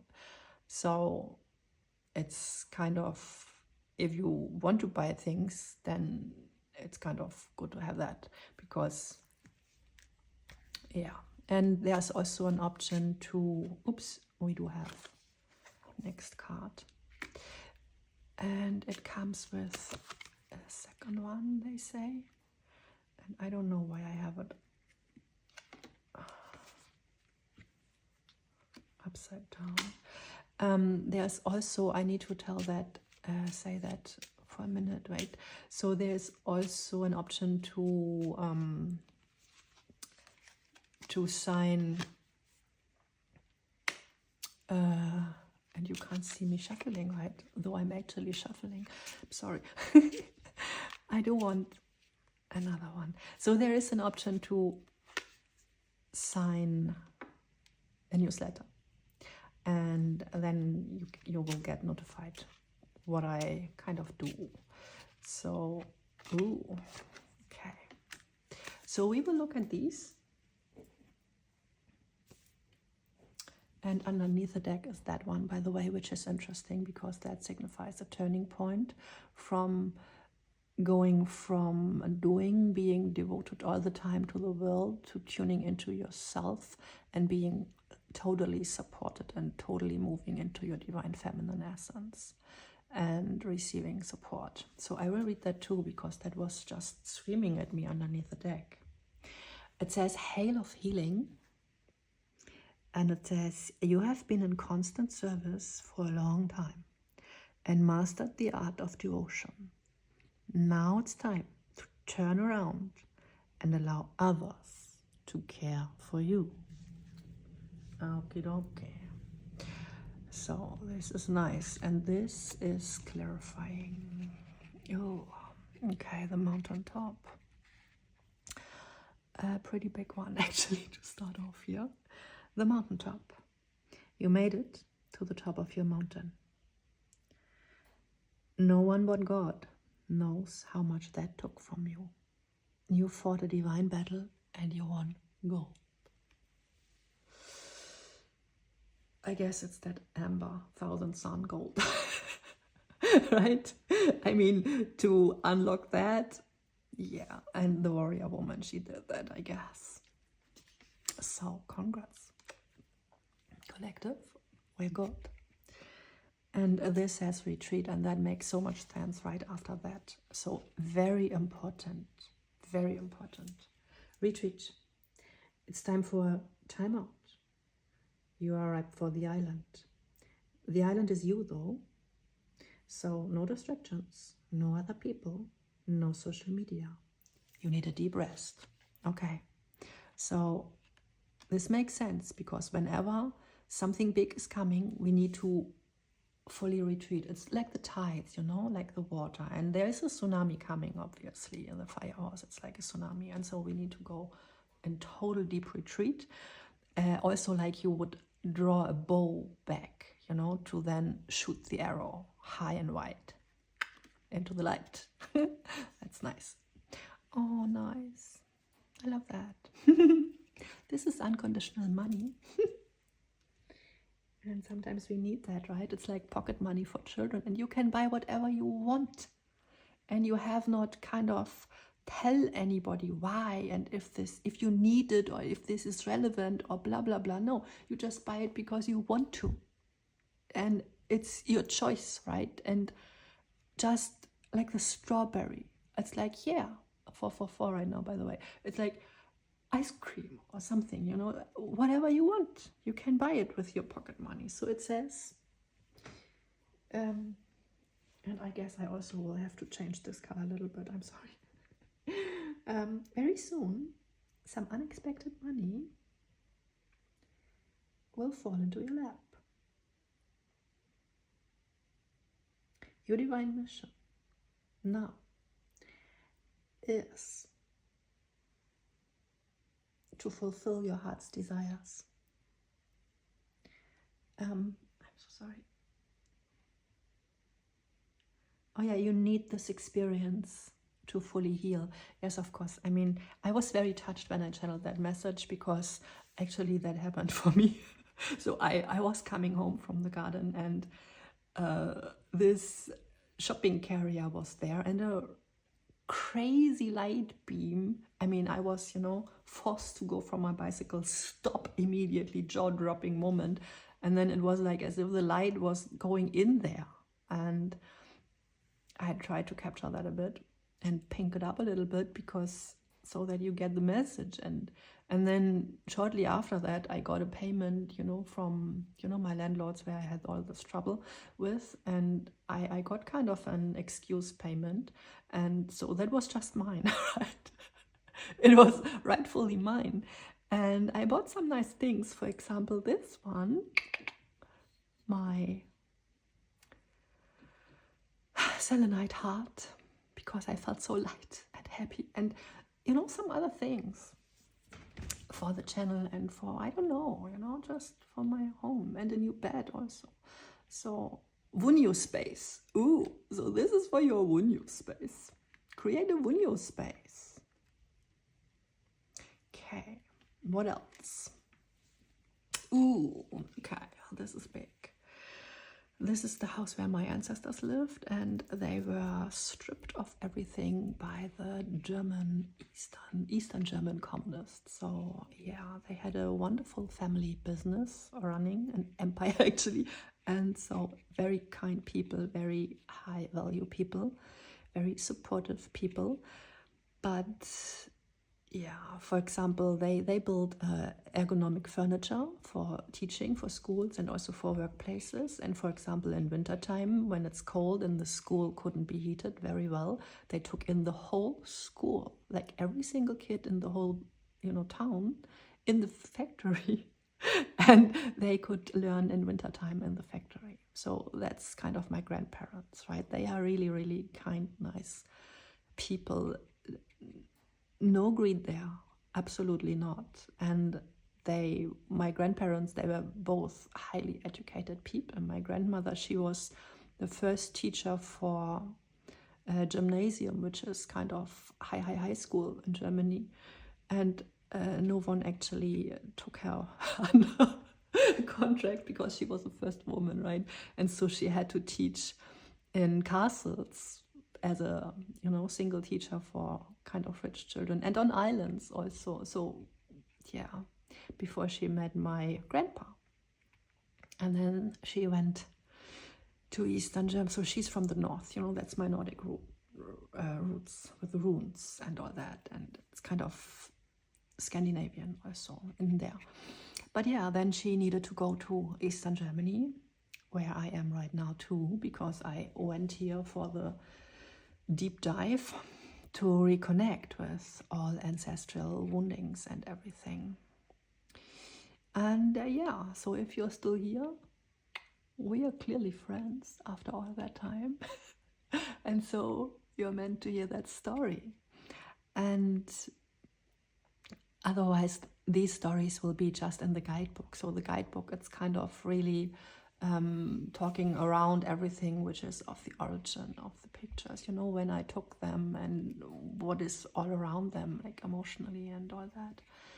And so for me, that's kind of life guidance, because my grandfather, he decided to flee before they could build the wall, you know, the German wall, which is separated East and West. And by the way, I'm from the West and my twin flame is from the East, so we do have a separation thing there going on also. This is what we have to reconcile. You know, every twin flame pair has to reconcile some deep-rooted separation. For example, with the jealousy reference we had here also, and the unaliving. So there might be some things, you know, in your line. Put it wherever it fits. So we were in other lifetimes, we would come in also as antagonists, or in those situations where it's just not possible to be together, and where people actually were unalive because they were with someone they weren't supposed to be with, right? So there is a lot of going on sometimes in the deep, deep, deep roots, what we don't know, right? Yeah. So, but now let's take this, and I like it that's kind of, no, it's not the last one. Okay. So my grandfather, you know, he said he left everything behind, you know, so that his grandchildren, who weren't born at that time at all, could grow up with a free spirit. And you know, that's me. And so they left and they gave it all on paper to a cousin, kind of with an unwritten contract that she would get, you know, X amount then of everything when the whole political situation is over. But she then betrayed, of course, my grandparents, and then she kind of took everything for herself, and claiming that, you know, she had stayed. But of course my grandfather, he had offered her to also come with him, but she was too fearful, you know. She didn't want to risk her life, and it was life risking, of course, totally. And yeah, so when the wall was down, then there was this a deep betrayal wound, kind of, in the family line and coming out, you know. So, and this card says, fame, fate, and fortune. Life circumstances often take things away from us so that we can show life who we truly are. Nothing can take away your integrity. And that's a strong message, of course, you know, really, your integrity is essential, all you have. And I mean it like that, essential, it's all you have. It's your essence. Your essence is your integrity. So this cousin, you know, oh my God, you know, on a spiritual plane, what did she do to herself, you know, with betraying her family, who were all super generous, but she was still jealous, you know, because, yeah, that's what happens sometimes. So jealousy is a topic here, by the way. I will do a specific reading about jealousy. It came through so strongly. And kind of, yeah. Ooh, nice one. To end it, I show you first this yin-yang full balanced, right? It says unified field, and weren't we starting with that all the time with Hecate, with this unified field, threefold flame and all that, and the balance and the 1111, so wonderful. It says, congrats, your yin and yang is in perfect balance. You can create your own world now. Feel the sacred flame within and dance. So this is the sacred flame within, your sacred chakra. This is the red dress you should wear, and you should dance. Oh, we spoke about that, like a stamp on the floor. I'm hearing this crazy sound now. I'm not a singer. I'm a dancer. I'm not a singer. But if I find it, I will link it also. You know that for sure. It's quite Yeah, invigorating. So, by the way, like rock and roll music and stuff like that, it's good for the sacral chakra. So it's good to sometimes go in that lane, you know, and just power it through your body. So this is what we are starting with in this series. Archangel Michael wants to say he's with us. And okay, so he kind of insists. So if you do have a yes or no question, pause the video right now. He says it's important. Some of you might have a yes or no question after this long thing.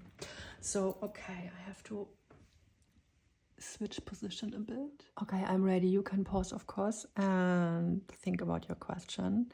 I will show you a yes. Can we see a yes, please? A yes, a yes, a yes, yes. It's in alignment. So yes goes vertical, right? Can we see a no? Okay, it switches, right? Ooh, a no is strong no. Okay, so now we are good. Breathe, think. And by the way, when it's turning around in circles, then it says kind of, you're not meant to know. Okay, then it's a secret. So the question, the collective that is still here with me, kind of my besties. So question from my besties, is it? What is it? What is the answer? Can you please tell us? So what is the answer for the question of my collective? Ew, this looks actually like you're not supposed to know yet. How funny is that? Can you see it? It's a full circle. Ooh, is it really? We are not supposed to know? So we are not supposed to know? Yes, we are not supposed to know? We are not supposed to know. Oh my goodness. We are so not supposed to know. I love that. So I guess we have to tune in later. Oh my goodness. So let's end it with that one. I love you so much. Bye bye. See you soon. Wow, that was funny. Archangel Michael wanted to end it on his terms, I guess. But also, of course, that's a very, very strong and clear message, right? So never attach anything to a specific outcome this year. And it makes sense because fire horse, right? And speed, we had speed as key element also. And it's like so speedy and so hot and so extreme that it comes only every 60 years, right? And in China, actually, women born under the sign of the fire horse, they run around with a red warning flag and no one wants to marry them because they tend to attract havoc, crazy events and just chaos. And it's like they are kind of called out to be a walking tower moment, I guess. And I mean, we need definitely very, very, very urgently huge tower moments on this earth plane, right? Because what does a tower? A tower dissolves everything which isn't built on divine, in divine harmony, which isn't built in the right order, and based on domination and all what we touched upon. So that's why it is so crucial to check in your own life if you have bonds to anything toxic or exploitive or domineering. That's kind of the three main themes. And because that's about to fall away. I mean, that's about to be attacked, and that's about to be, I don't know, that would be things that would be calling for a tower moment, that would call a tower moment in. And so you can, of course, avoid tower moments if you become the tower, right? Yourself, if you become the walking tower.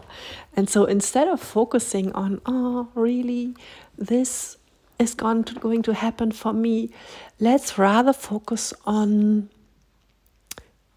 kind of freeing and uniting with our higher child. And our higher child is this inspired being who dares to jump on this wave.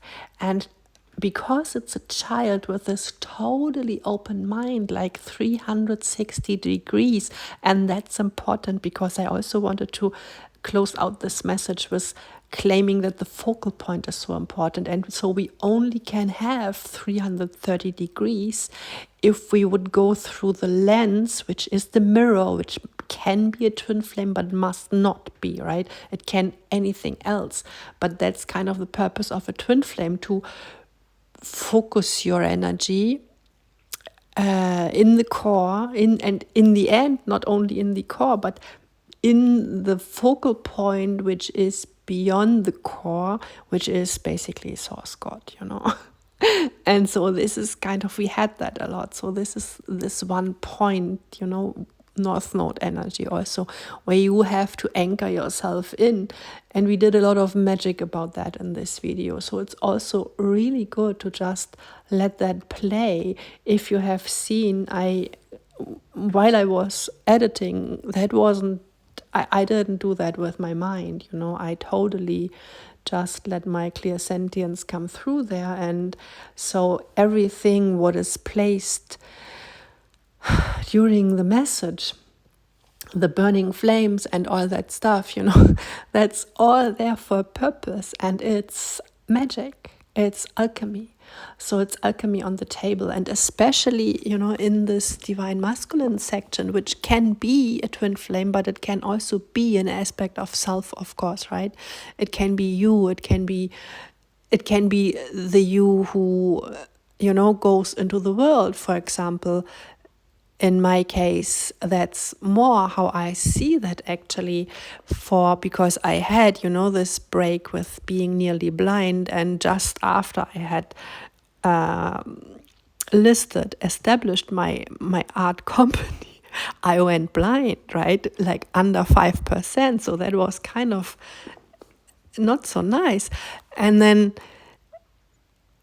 but then through that, my spiritual abilities went so crazy strong, that after these 2 years, I'm kind of back out of the depth of the ocean, and I'm like, whoa. So now it's more about transmitting spiritual energy than doing art, and art is but the method. So that was all meant to be. And so every tower moment, that was a great example for a tower moment, I would say, is really there for a purpose, right? And so no fear, no fear, relax. But on the other hand, look at the image right there, right? It's this huge wave, and both sides. It's again, we had that with my deck with the yin-yang balance. And so, as I said, for me, it's about, okay, so really opening up the masculine side again, really opening up to the world again, to you, right? You, if you're there, I kind of think, if you are there, please say something in the comment section, because I kind of think no one ever would listen to a 3.5 hour long reading. So I think I'm speaking to the void, but that also isn't so much, that isn't a big deal for me, because I am, when we walk through this focal point, then it's about not about anything specific anymore. Can you understand that, why I bring this example up? That's Archangel Michael, he wants that, right? He totally wants that you get that. So because that's how you can stay safe. It's similar to when you go, and it depends where we are on our journey, right? Bottleneck was the word that broke the recording, because I was searching for it. Yeah, bottleneck. So this is when you are right before kind of your breakthrough, right? And that's when you need to stay very focused, right? Hold the line, hold the frequency, hold it, and then get in this speedy energy, maybe, or maybe not. That's not so much What is that about? Actually, interesting. Yeah, so they wanted me to think about that because, I've been there. And actually, no, when you go through bottleneck phases, you are rather slow because you tiptoe a little bit and you ask. I mean, for example, in these phases, I ask like every morning. And if it's really a crazy shift what I'm feeling, I ask every hour. So what am I supposed to do now best, right? This, work on that painting or do that or what, where needs the energy to go? And it's then mostly a mix of, for example, future work, like artistic work in my case, and also baggage releasing work, like doing washing or something, and being focused then on clearing. And all these physical human things we can also use with a spiritual purpose. And it's important when you feel like, I kind of need to clear out my files or something, or even just, go through a stream in your phone or check old posts, maybe delete old posts. I wanted to say that delete old posts, stuff like that, which connects you to old timelines also. Can you see that there's a spiritual meaning to that? It's very important to kind of be not too cluttered with old baggage because we want to close the book. I even cut my hair and my solar return recently. And I didn't plan that at all, but it felt so necessary. So now I'm, with super short hair. Again, I had that also 2 years ago, last time when I went blind. Then I felt I needed to do that because I wanted to have this raw experience of being just, pure raw myself in the depth and still loving my authentic self, basically. And now I have a similar feeling, actually, a similar sensation in my body, but it's without pain, right? But with excitement instead of pain. And that feels very crazy. But because it's the same intensity I felt 2 years ago when it was really bad. And that was a big shift then too. I moved then and all. And that was a really, really big shift I made then. And left my toxic landlord situation and all that, And so, basically I went into safety then. And now I'm sitting into safety, but still I was a lot busy with clearing up. And I feel in hindsight that it was all about getting, everything kind of ready. And you would have been through similar things, I guess. I mean, not similar in life experience, but similar spiritually. So you would, I guess, look back on a time of alignment and maybe even have this experience of bottleneck, when kind of it tightens up a little bit. And we hear that a lot, that it gets more stressful even before the breakthrough. That's kind of when the bottleneck comes in. But when you are through that, then you are in this open space. We see here in the picture, it's this open space. Yeah, like we had that with the ocean opens, right?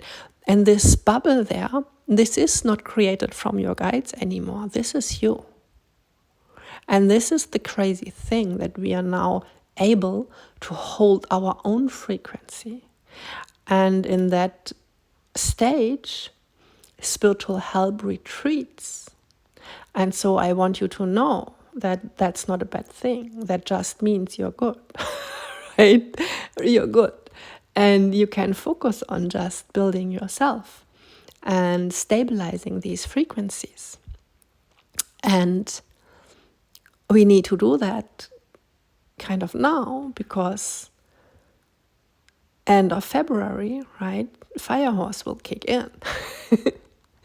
And it's good to be stable then and kind of have a plan made or something, an organization or a structure from within, built from within. But then when the fire horse is there and the inner child, the higher child springs in the saddle, then it's not at all about following structure anymore. But then it's necessary to have the structure kind of embedded in the subconsciousness.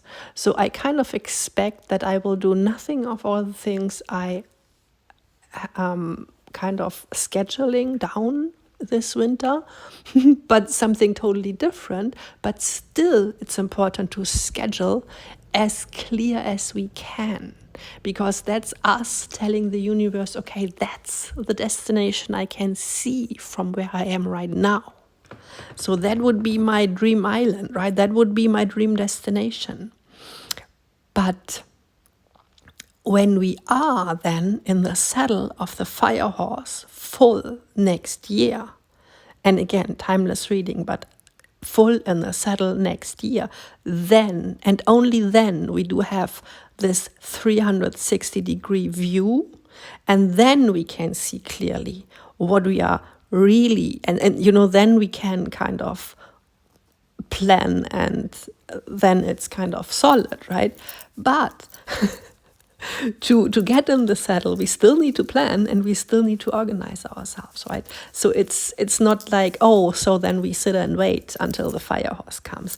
And that's actually a similar energy. What is the big mistake in twin flame journeys, that people tend to, get lazy and sit and lay back and think, oh yeah, so now, other person comes in and then they get me and help me. And with a soulmate, that is like that. You help each other, you support each other, and you kind of sit on the same branch with the same perspective, with the same view. But a twin flame will always kind of be in your back and look in the different direction.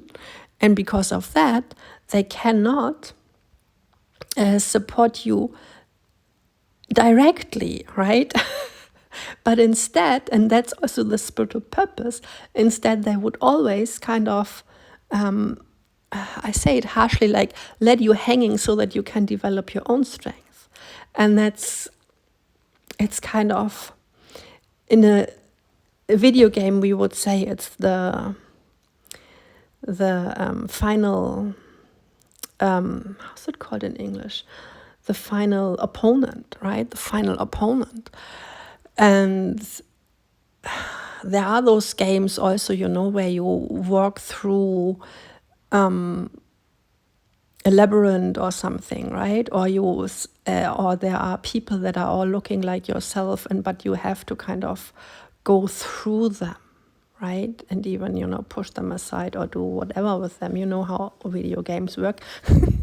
Quite cruel. And interestingly, it's allowed there, but we are not allowed to speak about these things. Isn't that interesting? So it's kind of, feed the kids with toxic aggression, but don't speak about that. I think that's quite indicative for this civilization, if we want to call it that. But yeah, so we really do need some tower moments, right? We do need some shifting, right? So it is a strong purpose we are holding here. And so we work for that. We work basically for all the kids that are, including our own. And that's the essential one, because that's of your essence. And that's the one that came here to create. And that's the one that has the purpose right in his backpack or hers, right? It's that child. And so I wish us all a beautiful union with our own higher child, and a beautiful union with the next year, like with the fire horse, with a ride, with a wave, right? So let's do that.